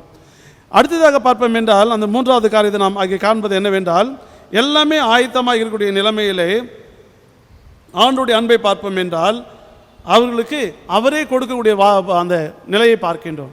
எடுத்து சாப்பிடுங்கன்னு சொல்லல, ஆனால் கஷ்டத்தோடு, கவலையோடு, பசியோடு, தூக்கமின்மையோடு வந்த அவர்களை நண்பராக அவர் வழிநடத்துகின்றார். அடுத்ததாக உடனிருந்து சாப்பிடக்கூடிய நிலைமையிலே அவரே உயிரோடு இருந்தபோது எவ்வண்ணமாக எடுத்து கொடுத்து ஆசீர்வதித்தாரோ அதே வண்ணமாக அவளுக்கு எடுத்து கொடுத்து அவளை சாப்பிடும்படியாக சொல்கிறார். ஏனென்றால் அவரிடத்தில் என்ன இருந்தது, 13ஆம் வசனத்தை பார்ப்போம் என்றால் அவரிடத்தில் அச்சமும் இருந்தது, ஒரு தைரியம் இல்லாத நிலைமையும் அங்கே பார்க்க முடிகின்றது. ஆனால் இயேசு அப்பத்தையும் மீனையும் அவர்களுக்கு கொடுக்கின்ற நிலையை நாம் பார்க்கின்றோம். இதுதான் லூக்கா 24ஆம் அதிகாரம் 30ஆம் வசனத்தை பார்ப்போம் என்றால் தாம் செய்ததை மீண்டுமாக சீடர்களுக்கு அவர் போஷிக்கக்கூடிய அந்த அன்பை நாம் இங்கே பார்க்கின்றோம். ஏன்னா அடுத்தது பார்ப்போம் என்றால் ஒரு ஆடம்பரமான ஒரு விருந்து என்பது கிடையாது, அல்லது இளவரசலை போகிற ஒரு அன்பு கிடையாது, அந்த ஆடம்பரம் கிடையாது. ஆனால் அனைவரோடும் ஒரு சமமாக அந்த சாதாரணமான அந்த இடத்தில் உட்கார்ந்து கொண்டு அந்த பசி ஆற வேண்டும் என்கிற நிலைமையிலே, களைப்பு நீங்க வேண்டும், அவளை பலத்தை பெற்றுக்கொள்ள வேண்டும், வாழ வேண்டும் என்கிற நிலைமையிலே அவளுக்கு உணவை கொடுக்கின்றதை அங்கே நாம் பார்க்கின்றோம். இறுதியாக பார்ப்போம் என்றால் அப்போஸ்தலர் 10ஆம் அதிகாரம் 41ஆம் வசனத்திலே பேதுரு சொல்லுகின்ற பொழுது, இறந்த அவர் உயிரோடு எழுந்த பின்பு அவரோடு உண்டு குடித்த நாங்களே இதற்கு சாட்சிகள் என்று சொல்லுகின்றார். எனவே கடவுள் நம்மை போஷிக்கக்கூடிய இறைவனாக இருக்கின்றார். எனவே ஆண்டுடைய திருவிருந்தை கூட பார்ப்போம் என்றால் அந்த தியாகத்தின் திருவிருந்து, ஐக்கியத்தின் திருவிருந்து, பாகுபாடற்ற திருவிருந்து, சகோதரத்துவத்தின் ஒரு திருவிருந்து, மீட்பின் திருவிருந்து, அனைவரும் ஒரு குடும்பத்தின் மக்களாக அந்த ஒரே பாத்திரத்தில் அந்த ஒரே அப்பத்தில் நாம் எல்லோரும் பங்கு பெறுகிறோம் என்பதை நாம் ஒவ்வொருவரும் ஆராய்ந்து பார்க்க வேண்டும், உணர்ந்து கொள்ள வேண்டும். ஏன்னா அன்புக்குரிய மக்களே, வாழுகின்ற சூழ்நிலையிலே ஆண்டவர் நமக்கு ஏற்படுத்திய இந்த விருந்தை எல்லோருக்கூடும் நாம் பகிர்ந்து கொள்ள வேண்டும். எனவே மூன்றாம் இந்த தரிசனத்தின் வழியாக ஆண்டவர் அங்கே செயல்படக்கூடிய நிலையை நாம் இங்கே பார்க்கின்றோம். எனவே உயிர்த்தெழுந்த ஆண்டவர் நம்மை தேடி வருகின்ற ஆண்டவராக இருக்கின்றார், கரிசனையோடு விசாரிக்கின்ற ஆண்டவராக இருக்கின்றார், தேவையை சந்திக்கின்ற ஆண்டவராக இருக்கின்றார், நமக்காக ஆயத்தப்படுத்தக்கூடிய ஆண்டவராக இருக்கின்றார், நம்மை போஷிக்கக்கூடிய இறைவனாக இருக்கின்றார். எனவே அப்படிப்பட்ட அந்த விருந்திலே பங்கு பெற்று இந்த விருந்து என்று சொல்லுகின்ற பொழுது அன்பின் அடையாளமாக, உறவின் அடையாளமாக, மகிழ்ச்சியின் அடையாளமாக இருக்கின்றது. அன்பு, உறவு, மகிழ்ச்சி. எனவே இதை நாம் வாழ்க்கையில் மூன்றையும் நாம் பெற்றுக்கொள்ள வேண்டும். கிறிஸ்து அதை தான் நமக்கு காண்பித்திருக்கின்றார். எனவே இந்த நேரங்களில், இந்த சூழ்நிலையில் கூட இந்த அன்பை ஏழை எளிய மக்களோடு கூட வளர்த்து கொள்ள வேண்டும். அவர்கள் பாதிக்கப்பட்ட நிலைமை நாம் உறவு என்று சொல்லுகின்ற பொழுது நாங்கள் உங்களுக்கு சகோதர சகோதரிகளாக இருக்கிறோம் என்பதை காட்ட வேண்டும். அவருடைய துக்கத்தை மகிழ்ச்சியோடு கூட மாற்ற வேண்டும். இதுதான் உயிர்த்தெழுந்த ஆண்டவராக இயேசு கிறிஸ்து நமக்கு போஷித்த ஒரு அன்பின் விருந்தாக, உணவாக இருக்கிறது. கர்த்தரின் பந்தியில் வா என்கின்ற அந்த பாடலை நாம் பாட இருக்கின்றோம். அந்த பாடணும் அந்த பாட்டை கொஞ்சம் யோசித்து பார்க்கல என்றால் அந்த உபதேசியார், மரியன் என்கின்ற உபதேசியார் ஆயர் வருகின்ற போது திருவிருந்து கொடுக்க இருக்கின்றது. மூப்பனாருக்கும் அவருக்கும் பிரச்சனை. அப்போது ஆலயத்திற்கு வர வேண்டும் என்கின்ற நிலைமையிலே இந்த ஊழியக்காரர் அழைத்து வருகின்றார். அப்பொழுது அந்த மூப்பனாருடைய வீட்டின் அருகாமையில் நின்று இந்த மரியன் உபதேசியார் பாடின பாடல்தான் கர்த்தரின் பந்தியில் வா சகோதரா, கர்த்தரின் பந்தியில் வா என்று சொல்லி அந்த வேறுபாடுகளை, பிரிவினையை, உறவு எழுந்து போன சூழ்நிலை எல்லாவற்றையும் தூக்கி போட்டு இந்த திருவிருந்து, இந்த உறவு, இந்த அன்பின் ஆண்டவருடைய விருந்து பார்க்கின்ற பொழுது ஒற்றுமையை கொடுக்கின்றது, மகிழ்ச்சியை கொடுக்கின்றது, காழ்ப்புணர்ச்சியை அகற்றுகின்றது, நேசிக்க கற்றுக் கொடுக்கின்றது. சத்துருக்களை நேசியுங்கள், அன்பு செலுத்துங்கள், அவருக்காக ஜெபம் பண்ணணும்னு சொல்ல அந்த விருந்தாக இது நமக்கு கொடுக்கப்படுகின்றது. அன்புக்குரியவர்களே, நாம் இந்த கிறிஸ்துவின் பங்கு பெறுகின்ற பொழுதெல்லாம் கிறிஸ்து நமக்கு காண்பித்தவனமாக அதில் தேடி வருகின்ற ஆண்டவர், கரிசனை உள்ள ஆண்டவர், விசாரிக்கின்ற ஆண்டவர், தேவைகளை சந்திக்கின்ற ஆண்டவர், ஆயத்தப்படுத்தின ஆண்டவர், அன்போடு நம்மை உபசரித்த ஆண்டவரை போல இந்த உலகத்தில் நாம் ஆண்டவர்களுடைய அந்த திருவிருந்திலே பங்கு பெறுகின்றவர்களாகிய நாம் அதை நினைத்து பார்க்க வேண்டும், மற்றவர்களோட பகிர்ந்து கொள்ள வேண்டும். இறுதியாக ஒரே ஒரு கதை சொல்லி முடிக்க விரும்புகின்றேன். பரலோகத்திலும் நரகத்திலேயும் ஒரு பெரிய விருந்து ஆயத்தப்படுத்தப்பட்டிருந்தது. என்னன்னு பார்ப்போம் என்றால் எந்த விதமான வேறுபாடு கிடையாது, இடம்தான் வித்தியாசம். பரலோகம், நரகம். பரலோகத்தில் என்னன்னு பார்த்தீங்கன்னா நல்ல மட்டன் பிரியாணி செய்து வச்சுருந்தாங்க. சிக்கன் பிரியாணி, சிக்கன் அது என்னது 65 அது இருக்கின்றது. நல்ல டெலிஷியஸ், அது டெசர்ட்டில் எல்லாமே இருந்தது. ரொம்ப சந்தோஷமாக எல்லாம் பார்க்குறாங்க. அதே வண்ணமாக நரகத்தில் பார்த்தீங்கன்னா அதே உணவு தான் அங்கேயும் இருக்கின்றது. அங்கேயும் அதே வண்ணமாக நல்ல மட்டன் பிரியாணி, சிக்கன் 65, நல்ல டெலிஷியஸ் எல்லாமே, அந்த டெசர்ட் எல்லாமே அங்கே இருந்தது. அப்போ பார்க்குறப்ப என்னன்னு பார்த்தீங்கன்னா நரகத்தில் இருக்கிறவங்க எல்லாருமே அடிச்சுக்கிறோம், ஒருத்தங்க கூட சாப்பிடல. ஆனால் பரலோகத்தில் எல்லாம் சாப்பிட்றாங்க. எப்படின்னு பார்த்தீங்கன்னா அங்கே இன்னொரு ஒரு கண்டிஷன் என்னென்றால் அண்ணனுடைய கைகளும் பின்னால் கட்டப்பட்டிருந்தது. ஒரு கொம்பு, நீளமான ஒரு கொம்பு, சிலுவை போல் அது கைகளை கட்டப்பட்டிருந்தது. நரகத்திலும் கட்டப்பட்டிருந்தது, பரலோகத்திலும் கட்டப்பட்டிருந்தது. அப்போ சாப்பிட சொல்கிறாரு. ஆனால் நரகத்தில் இருக்கிறவங்க ஒருத்தவங்களும் சாப்பிடல, பரலோகத்தில் இருக்கிறவங்க சாப்பிட்றாங்க, மகிழ்ச்சியோடு சந்தோஷமாக சாப்பிட்றாங்க. எப்படின்னு பார்த்தீங்கன்னா, கைகள் கட்டப்பட்டிருந்தது, ஆனால் அவங்க சாப்பிடல. எடுத்து என்ன பண்ணாங்க, உணவை பக்கத்தில் இருக்கிற சகோதரனுக்கு வாயில் கொடுக்குறாங்க மகிழ்ச்சியோடும். அப்போ அந்த சகோதரன் என்ன பண்ணார், அவர் எடுத்து இன்னொரு சகோதரர். இப்போ எல்லோருமே தனக்கென்று இல்லாமல் பிறருக்கு அவர்கள் கொடுத்த போது அவர்களும் பெற்றுக்கொள்கின்றதை பார்க்கின்றோம். ஒரு கிராமத்தில் சொல்லுவாங்க, ஊராம்பிள்ளை ஊட்டி விழுத்தா தான் பிள்ளை தானாக வளரும் என்று சொல்லுகின்ற விதமாக இது விருந்து என்று சொல்லுகின்ற பொழுது தனக்கென்று இல்லாமல் கிறிஸ்து பிறருக்கு கொடுத்ததை போல பரலோகத்தில் அப்படி கொடுத்தாங்க. ஆனால் நரகத்தில் இருக்கிறவன் என்ன பண்ணான்னு பார்த்தீங்கன்னா, அவன் அவனுக்கு கொடுக்கல, நம்ம அவனுக்கு கொடுத்தோம்னா அவன் நம்ம கொடுப்பானோ இல்லையோ தெரியலையே, அல்லது நமக்கு கிடைக்காம போகன்னு சொல்லி அதே பொறாமையோடு அந்த வெறுப்போடு கூட ஒருவருமே சாப்பிடவில்லை. எனவே அன்புக்குரிய மக்களே, கிறிஸ்துவை போன்ற தியாக மனப்பான்மையோடு நாம் தேடி செல்லுகின்ற மக்களாக, கரிசனையோடு அவர்களை விசாரிக்கின்ற மக்களாக, தேவையை சந்திக்கின்றவர்களாக, ஆயத்தம் படுத்தினவர்களாக, அவர்களுக்கு கொடுக்கின்ற மக்களாக, கிறிஸ்துவின் உயிர்த்தெழுந்த கிறிஸ்துவின் அன்பை மற்றவரோடு வெளிப்படுத்தி நாம் சாட்சிகளாக வாழ்ந்திட ஆண்டவர் உங்கள் ஒவ்வொருவரையும் ஆசீர்வதிப்பாராக. ஆமீன். ஆண்டுடைய வார்த்தையை கேட்ட நாம் யாவரும் நம்முடைய விசுவாசத்தை உறுதி செய்து கொள்ளும்படியாக நாம் யாவரும் எழுந்து நின்று அப்போஸ்தலருடைய விசுவாச பிரமாணத்தை யாவரும் சேர்ந்து சொல்லுவோம். வானத்தையும் பூமியையும் படைத்த சர்வ வல்லமையுள்ள பிதாவாகிய தேவனை விசுவாசிக்கிறேன். அவருடைய ஒரே குமாரனாகிய நம்முடைய நாதர் இயேசு கிறிஸ்துவையும் விசுவாசிக்கிறேன். அவர் பரிசுத்த ஆவியினாலே கன்னிமரியாளத்தில் உற்பவித்து பிறந்தார். பொந்து பிலாவத்தின் காலத்தில் பாடுபட்டு சிலுவையில் அறையுண்டு மரித்து அடக்கம் பண்ணப்பட்டு பாதாளத்தில் இறங்கினார். 3ஆம் நாள் மரித்தவரிடத்திலிருந்து எழுந்தருளினார். பரமலோகத்துக்கு ஏறி சர்வ வல்லமையுள்ள பிதாவாகிய தேவனுடைய வலது பாசத்தில் வீற்றிருக்கிறார். அவ்விடத்திலிருந்து உயிருள்ளோரையும் மரித்தோரையும் நியாயந்திருக்க வருவார். பரிசுத்த ஆவியும் விசுவாசிக்கிறேன். பொதுவாக இருக்கிற பரிசுத்த சபையும் பரிசுத்தவான்களுடைய ஐக்கியமும் பாவ மன்னிப்பும் சரீர உயிர்த்தெழுதலும் நித்திய ஜீவனும் உண்டென்று விசுவாசிக்கிறேன். ஆமேன். உட்காருவோம். திருச்சபைக்கான அறிவிப்புகளை நாம் இப்பொழுது கேட்போம். திருச்சபைக்கான அறிவிப்புகள். வருகின்ற வாரத்தில் பிறந்த நாள், திருமண நாள் காணும் சபையின் பிள்ளைகள். பிறந்த நாள் காண்போர் 26/4/2020 இன்று ஞாயிற்றுக்கிழமை. Mister K Arulraj, son of Mister N Dhanaraj. Missus Lydia Paramabai, wife of Mister M Sudarshan. 27ஆம் தேதி திங்கட்கிழமை.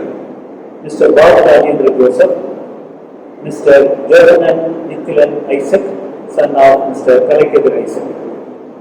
28ஆம் தேதி செவ்வாய்க்கிழமை. Miss Anika Janet, doctor of Mister L David.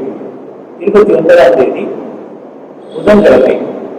Mister Jordan Abhishek, son of Mister இ.ஜே.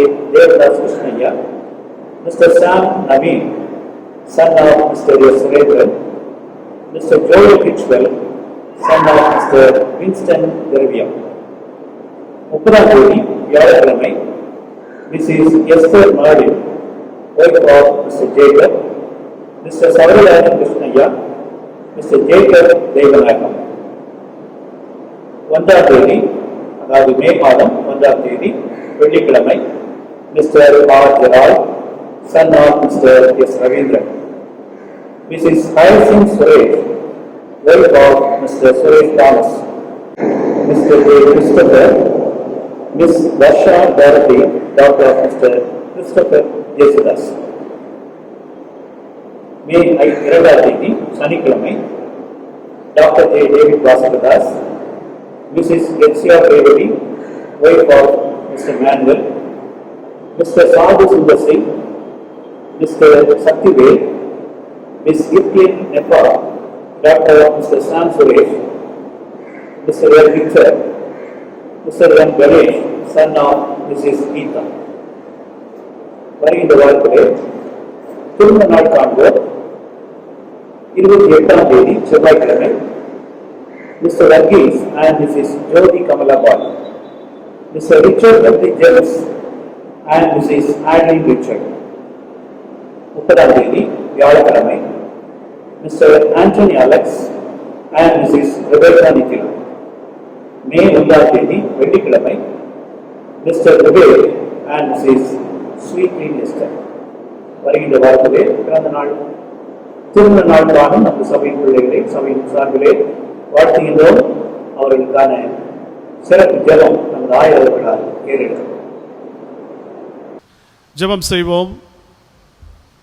துதிகளின் மத்தியில் வாசமாயிருக்கிற அன்பின் பரலோகத்தின் பிதாவை, உம்மை நாங்கள் நன்றியோடு கூட உம்மை துதிக்கின்றோம், உம்மை போற்றுகின்றோம், உம்மை வணங்குகின்றோம். ஆண்டவரே,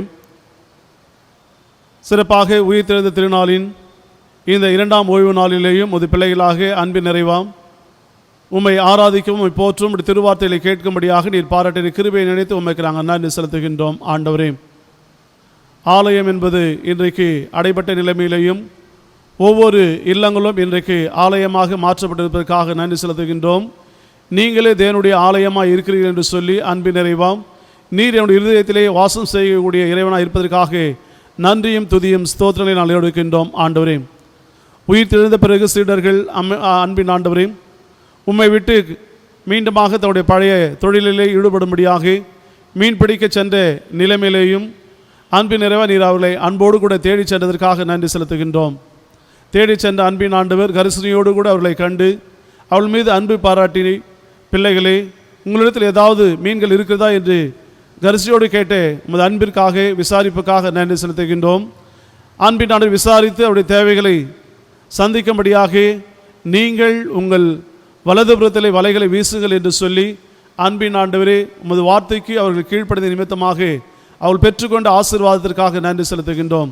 அந்த ஆசீர்வாதங்கள் என்று நாங்கள் காண்கையிலே அந்த வலை கிழியக்கூடாதபடிக்கு 153 மீன்கள் அதிகமாக அவள் பிடித்ததுக்காக நாங்கள் நன்றி செலுத்துகின்றோம். ஆண்டவரே, அது இழுக்க முடியாத சூழ்நிலையிலையும் அன்பின் நிறைவாம் பேதுரு உம்மை விசுவாசத்து நிமித்தமாக தனியாளாக அந்த மீன்களை உம்மிடத்தில் கொண்டு வந்ததை நாங்கள் பார்க்கின்றோம். ஆண்டவரே, இவனமாக நற்செய்தி என்கின்ற அந்த வலையிலே உலகத்தில் இருக்கின்ற அனைத்து மக்களும் அந்த நற்செய்தி வலையிலே இருக்க வேண்டும் என்கின்ற உம்முடைய ஆவலை, உம்முடைய விருப்பத்தை, அவருக்கு கொடுக்கக்கூடிய இந்த திருப்பணியின் பொறுப்பை இவனமாக நீர் விலக்கி கொடுத்தமைக்காக நன்றி செலுத்துகின்றோம். ஆண்டவரே, அது மாத்திரம் அல்லாமல் அன்பின் ஆண்டவரே, அவர்கள் இரவு முழுதுமாக களைப்போடும் தூக்கமின்றியும் பல தடைகளோடு கூட மீன் பிடிக்க சென்ற நிலையிலே அது பெற்றுக்கொள்ள முடியாத ஒரு சூழ்நிலையிலே அவர்கள் சோர்ந்து போன நிலைமையிலே வந்திருக்கக்கூடிய அந்த கவலையின் மத்தியிலேயும் அன்போடு கூட அவர்களை அழைத்து அவருடைய துக்கத்தை சந்தோஷமாக மாற்றும்படியாக அந்த மீன்களை பெற்றுக்கொள்ளும்படியாகவும் அன்பின் ஆண்டவரே கரைக்கு வந்த சூழ்நிலையிலே அங்கே மீன்களையும் அப்பங்களையும் அவர்களுக்காக நீர் ஆயத்தப்படுத்தி வைத்திருப்பதை நினைத்து உமக்கு நாங்கள் நன்றி செலுத்துகின்றோம். ஆண்டவரே, தேவையில் இருக்கக்கூடிய சூழ்நிலையிலும் தேவையுள்ள மக்களுக்கு ஆகாரத்தை கொடுக்க வேண்டும் என்று சொல்லி அன்பின் நிறைவாம் முது சீடர்களுக்கு அந்த 7 பேருக்கு நீர் கொடுத்த அந்த உணவிற்காக நன்றி செலுத்துகின்றோம். ஒரு நண்பனை போல அழைத்து அவரோடு கூட நீர் அமர்ந்து அனைவருக்கும் நீர் அதை கொடுத்தீர். உமக்கு நாங்கள் நன்றி செலுத்துகின்றோம். இவனமாக பெற்றுக்கொள்ளுகின்ற அவர்கள் உமக்கென்று சாட்சிகளாக இந்த உலகத்தில் வாழும்படியாக நீர் அவர்கள் கொடுத்த கட்டளைகளுக்காக நன்றி செலுத்துகின்றோம். நீங்கள் உலகமெங்கும் சென்று சர்வ சிருஷ்டிக்கும் நற்செய்தியை பிரசங்கியுங்கள் என்று சொல்லி பிதா, குமாரன், பரிசுத்த ஆவியின் நாமத்தினாலே அவர்களுக்கு திருமுழுக்கு கொடுங்கள் என்று சொல்லி அந்த கட்டளையை அவள் பெற்றுக்கொள்ளும்படியாக நீர் இவனமாக அவர்களை போஷித்தமைக்காக நன்றி செலுத்துகின்றோம். ஆண்டவரே, இன்றைய சூழலிலேயும் அன்பின் நிறைவாம் நாங்களும் என்னுடைய இல்லங்களிலே நாங்கள் இருக்கக்கூடிய இப்படிப்பட்ட நிலைமையில் யாருக்கும் எந்த நிலைமையிலும் எந்த சூழ்நிலையிலும் பசியோடு இல்லாதபடிக்கு ஆகாரத்தை கொடுக்கும்படியாக பெற்றுக்கொள்ளும்படியாக நிறைவாக இருக்கும்படியாக நீர் வழிநடத்தி கொண்டிருக்கின்ற கிருபைக்காக நன்றி செலுத்துகின்றோம். சிறப்பாக எங்களுடைய திருச்சபையின் அனைத்து மக்களும் இப்படிப்பட்ட ஏழை எளிய மக்களுக்கு ஆகாரம் கொடுக்க வேண்டும் என்கிற நிலையில் ஜபத்தோடும் உதாரத்துவ காணிக்கையை கொடுத்தமைக்காக நன்றி ஆண்டவரே. அப்படிப்பட்ட மக்களுக்கு நாங்கள் அன்பின் ஆண்டவரை உமது கட்டளை ஏற்றுக்கொண்டவர்களை அவர்களை போஷிக்கும்படியாக நீர் பாராட்டி வருகிற கிருபைக்காக நன்றி ஆண்டவரே. அது மட்டுமல்லாமல் பேராயமும் என்னுடைய ஆலயத்திலிருந்து ஒரு கணிசமான ஒரு தொகையை கேட்ட நிலைமையிலும் நாங்களும் மகிழ்ச்சியோடு அது பேராயத்திற்கு கொடுக்கும்படியாக பேராயத்தின் வழியாக கிராமப்புற பகுதியிலே பாதிக்கப்பட்டிருக்கின்ற மக்களுக்கு போஷிக்கும்படியாக இவனமாக எங்களை நீர் பயன்படுத்தி வருவதற்காக நன்றி செலுத்துகின்றோம். உம்முடைய இறையரசு கட்டுகின்ற திருப்பணியிலே எங்களை இப்படிப்பட்ட நிலைமையிலே அர்ப்பணிப்பு செய்யும்படியாக நீர் கொடுத்த கிருபைக்காக நன்றி ஆண்டவரே. சிறப்பாக இறைமக்கள் ஒவ்வொரு கல் அர்ப்பணிக்கின்றோம் ஆண்டவரே. அனைவரும் நீர் அன்போடு நேசித்து பாதுகாத்து பராமரித்து வழிநடத்தி வருகின்ற அளவற்றும் கிருபைக்காகவும் நாங்கள் நன்றி செலுத்துகின்றோம்.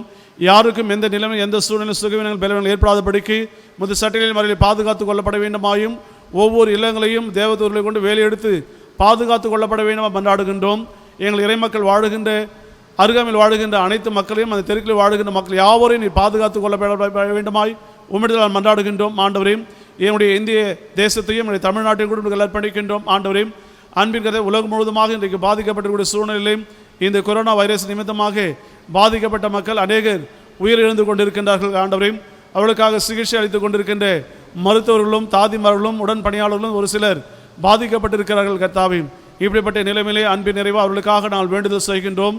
விசுவாசம் உள்ள ஜெபம் பிணியாளியை ரட்சிக்கும் என்று சொன்ன அன்பின் ஆண்டவர், பூமியிலே ஒருமனப்பட்டு ஜெபிக்கின்ற ஜெபம் பரலோகத்தில் கேட்கப்படும் என்று சொன்னால் அன்பின் நிறைவாம். நாங்கள் இறை மக்களாக அனைவரும் ஒருமனப்பட்டவர்களாக உலகத்திலே பாதிக்கப்பட்டிருக்கிற அனைத்து மக்களுக்காகவும் நாங்கள் வேண்டுதல் செய்கின்றோம். அன்பின் நிறைவாம். மருத்துவர்களுக்கு நல்ல முறையில் சிகிச்சை அளித்து பரிபூர்ண சுகத்தை பெற்றுக்கொள்ளத்தக்கதாக உமக்கு நன்றி உள்ள பிள்ளைகளாக இருக்கும்படியாக அருள் பிரியப்படமே ஜெபிக்கின்றோம். சிகிச்சை அளிக்கின்ற ஒவ்வொரு மருத்துவர்களையும் தாதிமார்களையும் மற்றும் உடன் பணியாளர்களையும் கூட நீர் பாதுகாத்து கொள்ளப்பட வேண்டும் என மன்றாடுகின்றோம்.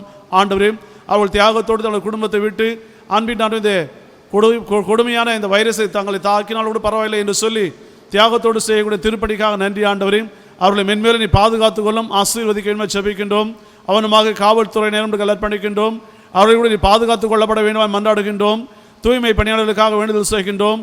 அன்பின் நிறைவு அவர்களும் ஒவ்வொரு தெருக்களிலும் சென்று தெருக்களை தூய்மைப்படுத்துவதற்காக நன்றி. ஆண்டவரே, இந்த நிலைமையில் யாருக்கும் எந்த சூழ்நிலையிலையும் இந்த தொற்று வியாதி பரவாதபடிக்கு அவர்களும் தங்கள் தியாகத்தோடு அர்ப்பணம் செய்து செயல்பட்டு வருவதற்காக நன்றி. ஆண்டவரே, இவனமாக மக்கள் அனைவரும் சுகத்தோடும் பலத்தோடும் நீடித்த நாட்களாக மகிழ்ச்சியோடு கூட வாழ வேண்டும் என்று சொல்லி மக்கள் தங்களுடைய இல்லங்களில் இருந்தாலும் இவர்கள் வெளியிலே சென்று தங்களுடைய குடும்பத்தை விட்டு பணியாற்றுகின்ற இவர்களுக்காக நான் வேண்டுதல் செய்கின்றோம். ஆண்டவரே, இந்த அன்பின் பணியை இந்த தியாகத்தின் பணி செய்கின்ற யாவரையும் நீர் ஆசீர்வதித்திட வேண்டும் மன்றாடுகின்றோம். ஆண்டவரே, சிறப்பாக அன்பின் கர்த்தாவை இவ்வாரத்தில் தங்களுடைய பிறந்த நாட்களையும் திருமண நாட்களை காணுகின்ற தம்பதியினர்களும் இந்த கடல் அர்ப்பணிக்கின்றோம்.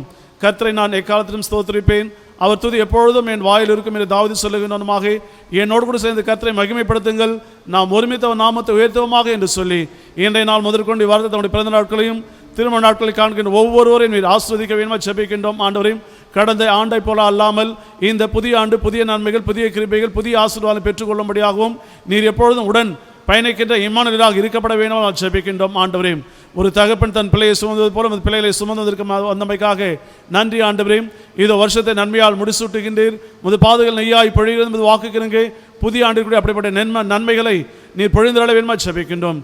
திருச்சபையாக நாங்கள் வாழ்த்துகின்றோம். கர்த்தருக்குள் எப்பொழுதும் சந்தோஷமாயிருங்கள் சந்தோஷமாயிருங்கள் மறுபடியும் சொல்லி வாக்குகிறங்க இன்னும் அநேக பிறந்த நாட்களையும் திருமணம் ஆண்டுகளை காணும்படியாக நீர் பாதுகாத்து பராமரித்து ஆசீர்வதித்து மகிழ்ச்சியோடு வழிநடத்தப்பட வேண்டும் நான் மன்றாடுகின்றோம். அன்பின் நிறைவே சிறப்பாக படைத்த காணிக்கைகளுக்காக நன்றி செலுத்துகின்றோம். அன்பின் ஆண்டவரே, சுயர்ப்பு காணிக்கைகளை படைத்தவர்களுக்காக நன்றி செலுத்துகின்றோம். படைக்கப்பவர்களுக்காக நன்றி செலுத்துகின்றோம். ஆண்டவரே, அவனமாக சந்தா காணிக்கை படைத்தவர்களுக்காக கூட நன்றி செலுத்துகின்றோம். ஆண்டவரையும் அவர்களையும் ஆஸ்வதிக்க வேண்டும் ஜெபிக்கின்றோம். முது கருத்திலே வாங்கி உமக்கை கொடுக்கும்படியாக திருப்பணிக்காக நாங்கள் பயன்படுத்தும்படியாக அன்பின் நிறைவை நீர் ஆசீர்வதித்துக் கொண்டிருப்பதற்காக நன்றியும் துதியும் ஸ்தோத்திரங்களை நாங்கள் எடுக்கின்றோம். ஆண்டவரையும் எங்கள் திருச்சபையை சார்ந்த வெளிநாட்டில் வாழ்ந்து கொண்டிருக்கின்ற எங்கள் அன்பு சகோதர பிள்ளைகள் யாவரும் நான் நினைத்து பார்க்கின்றோம். யாவரும் நீர் பாதுகாத்துள்ள வேண்டுமா நான் மன்றாடுகின்றோம். ஆண்டவரையும் அனைத்து மக்களுக்கும் நல்ல சுகத்தையும் பலத்தையும் பாதுகாப்பையும் பராமரிப்பையும் நீர் அருளப்பட வேண்டும் மன்றாடுகின்றோம். ஆண்டவரே, ஏழை எளிய மக்களை நான் நினைத்து பார்க்கின்றோம். ஒரு சில இடங்களிலே அன்பினோட இடமிட்டு இடம் சென்று தன்னுடைய பிழைப்பிற்காக சென்றவர்களுக்கு இந்த நாளில் வேலை இல்லாத சூழ்நிலையிலே உணவில்லாத நிலைமையில் தன்னுடைய சொந்த ஊருக்கு செல்ல வேண்டும் என்று சொல்லி அங்கலாய்ப்போடு வேதனையோடு கண்ணீரோடு கூக்குரலிடுகின்ற மக்கள் என்று கலர்ப்பணிக்கின்றோம். அன்றைக்கு எகிப்திலே இஸ்ரேல் மக்கள் எவனமாக அவருடைய கண்ணீரை கண்டு கூக்குரலை கேட்டு வேதனைகளை அறிந்து அவர்களை மீட்க வேண்டும் என்பதற்காக நீர் இறங்கி வந்தீரோ அவனமாக இந்த மக்கள் அனைவரும் தங்கள் சொந்த இடங்களுக்கு செல்லும்படியாக அரசாங்கம் அதுக்கேற்ற நல்ல ஒரு வசதி வாய்ப்பை ஏற்படுத்தி கொடுக்கும்படியாக அருள் புரியப்பட வேண்டும் நான் மன்றாடுகின்றோம். ஆண்டவரே, இவனமாக உமது திருவார்த்தைகளை கேட்கும்படியாக உம்மை ஆராதிக்கும்படியாக உம்மை போற்றும்படியாக உமது வார்த்தைகளை கேட்கும்படியாக இந்த ஊடகங்களை எங்களுக்கு சிறப்பாக பயன்படுத்தி செயல்படுத்தி கொண்டிருக்கின்ற என்னுடைய வாலிப பிள்ளைகளுக்காகவும் உம்மைக்கு நாங்கள் நன்றி செலுத்துகின்றோம். ஆண்டவரையும் அருமையான சார் விக்டர் அவர்களுக்காகவும் அருமையான தம்பி ஜான் அவர்களுக்காகவும் அருமையான தம்பி ஸ்நேகன் அவர்களுக்காகவும் வேண்டுதல் செய்கின்றோம். ஆண்டவரே, நேர்த்தியாக சிறப்பாக இவனமாக இறைமக்கள் அனைவரும் திருச்சபையினுடைய இந்த பரிசுத்தமான இடத்தை காணும்படியாக இந்த ஆலயத்தின் வழியாக அவர்கள் மேன்மையை பெற்றுக்கொள்ளும்படியாக ஆசீர்வாதம் பெற்றுக்கொள்ளும்படியாக தங்களை அர்ப்பணித்து செயல்பட்டு வருவதற்காக நன்றி. ஆண்டவரையும் இவருடைய எதிர்கால வாழ்க்கையை கலர்ப்பணிக்கின்றோம். இவருடைய பெற்றோர்களையும் உடன்பிறப்புகளை கலர்ப்பணிக்கின்ற இவர்களையும் நீ பரிசுத்தப்படுத்தி ஆஸ்வதிக்க ஜெபிக்கின்றோம். அவனமாக கோயில் குட்டியும் கலர்ப்பணிக்கின்றோம். ஆண்டவரையும் அவரும் இந்த ஆலயத்தை சுத்தப்படுத்தி அன்பின் ஆண்டு இவனமாக சிறப்பாக நேர்த்தியாக இறை மக்களுக்கு சென்றடைய வேண்டும் என்று சொல்லி செயல்பட்டு வருவதற்காக உதவி செய்வதற்காக நன்றி செலுத்துகின்றோம். செயலருக்காகவும் பொருளருக்காகவும் அன்பின் ஆண்டு அதமாக சாமியல் பீட்டர் சாமியல் அவர்களுக்காகவும் விஸ்வதற்காகவும் அன்பினோடு மற்றும் இங்கே உடன் பணியாற்றுகின்ற மிஷனரிக்காகவும் யாவருக்காக வேண்டுதல் செய்கின்றோம். யாவரையும் நீர் ஆஸ்வதிக்க வேண்டும் என்று ஜெபிக்கின்றோம். ஆண்டவரே, இந்த வழிபாடு துவக்கும் முதல் முடியும் மட்டும் நம்முடைய பிரசனத்தின் வழியாக நீர் ஆட்கொண்டமைக்காக நன்றி ஆண்டவரே. மீண்டும் ஒரு விஷயம் அனைவரும் களை தாழ்த்துகின்றோம், ஒப்படைக்கின்றோம். நீர் பொறுப்பெடுத்து பாதுகாத்து ஆசீர்வதித்து வழிநடத்தப்பட வேண்டுமாய் இறைமைந்தன் இயேசு கிறிஸ்துவின் வழியாக வேண்டிக் கொள்கிறோம். அன்பின் ஜீவனுள்ள நல்ல பிதாவே, ஆமீன். நாம் அனைவரும் சேர்ந்து ஆண்டவர் கற்பித்த குடும்பத்தின் ஜெபத்தை சேர்ந்து சொல்லுவோம். பரமனிருக்க எங்கள் பிதாவே, உம்முடைய நாமம் பரிசுத்தப்படுவதாக, உம்முடைய ராஜ்யம் வருவதாக, உம்முடைய சித்தம் பரமனிடத்தில் செய்யப்படுவது போல பூமியிலையும் செய்யப்படுவதாக. அன்றென்று வேண்டிய ஆகாரத்தை இன்று எங்களுக்கு தாரும். எங்களுக்கு விரோதமாய் குற்றம் செய்தவர்கள் நான் மன்னிக்கிறது போல பாவ குற்றங்களை மன்னியும். எங்களை சோதனைக்கு உட்பிரவேசிக்க பண்ணாமல் தீமையிலிருந்து ரட்சித்துக் கொள்ளும். ராஜ்யமும் வல்லமையும் மகிமையும் என்றென்றைக்கு முடிவுகளே, ஆமேன். கர்த்தருடைய இரக்கமுள்ள கிருபைக்கும் பராமரிப்புக்கும் பாதுகாப்பிற்கும் அவருடைய அன்பின் கரங்களுக்குள்ளாக உங்களை யாவரையும் ஒப்படைக்கின்றோம். கர்த்தர் உங்களை ஆசீர்வதித்து காக்க கடவர். கர்த்தர் தம்முடைய முகத்தை உங்கள் மீது பிரகாசிக்க பண்ணுவது கிருபை ஏற்க கடவர். கர்த்தர் தம்முடைய முகத்தை பிரசன்னமாக்கி இப்போதும் எப்போதும் சமாதானத்தோடும் சந்தோஷத்தோடும் நீடித்த நாட்களாக பரிசுத்தப்படுத்தி பாதுகாத்து பராமரித்து ஆசீர்வதித்து உங்களை வழிநடத்துவாராக. ஆமேன். வழிபாட்டின் இறுதி பாடலாக பாமாலையின் 198 பாடல். பாமாலையின் 198 பாடல். விருந்தை சேருமேன் அழைக்கிறார், ஆகாரம் பாருமேன் போஷிப்பார். தாகத்தை தீர்க்கவும் இயேசுவின் மார்பிலும் சாய்ந்திலை பாரவும் வா பாவி வா என்ற பாடலின் வழியாக நாம் ஆண்டவரை துதிப்போம்.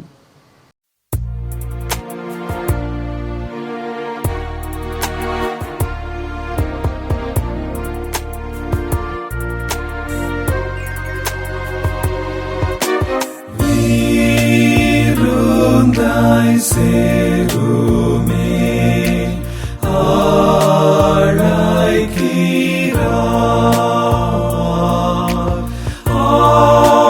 ஆகாரம் பாருமே போஷிப்பிப்பார்.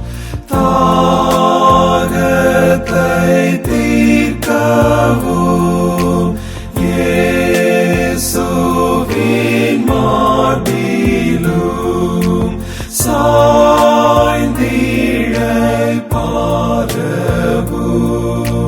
வா பாவி வா.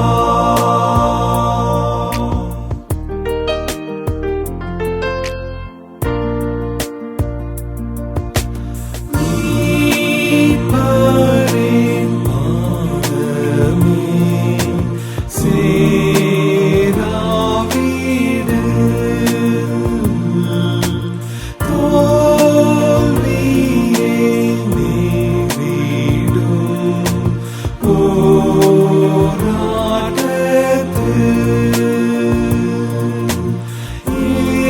இயேசுவே வல்லவர், இயேசுவே நல்லவர், இயேசுவே ஆண்டவர், வா பாவி வா.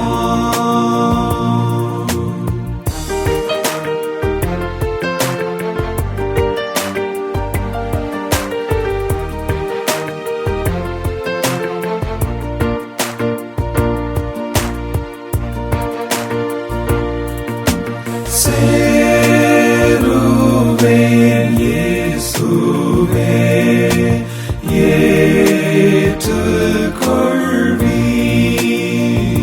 ஏற்றுக்கொள்வீர். பாவமோ மறவே சுத்தம் செய்வீர். அப்பாலே மோட்சத்தில் ஆனந்த கடலில் மூழ்கி பேரின்பத்தில் கெம்பீரிப்பேன்.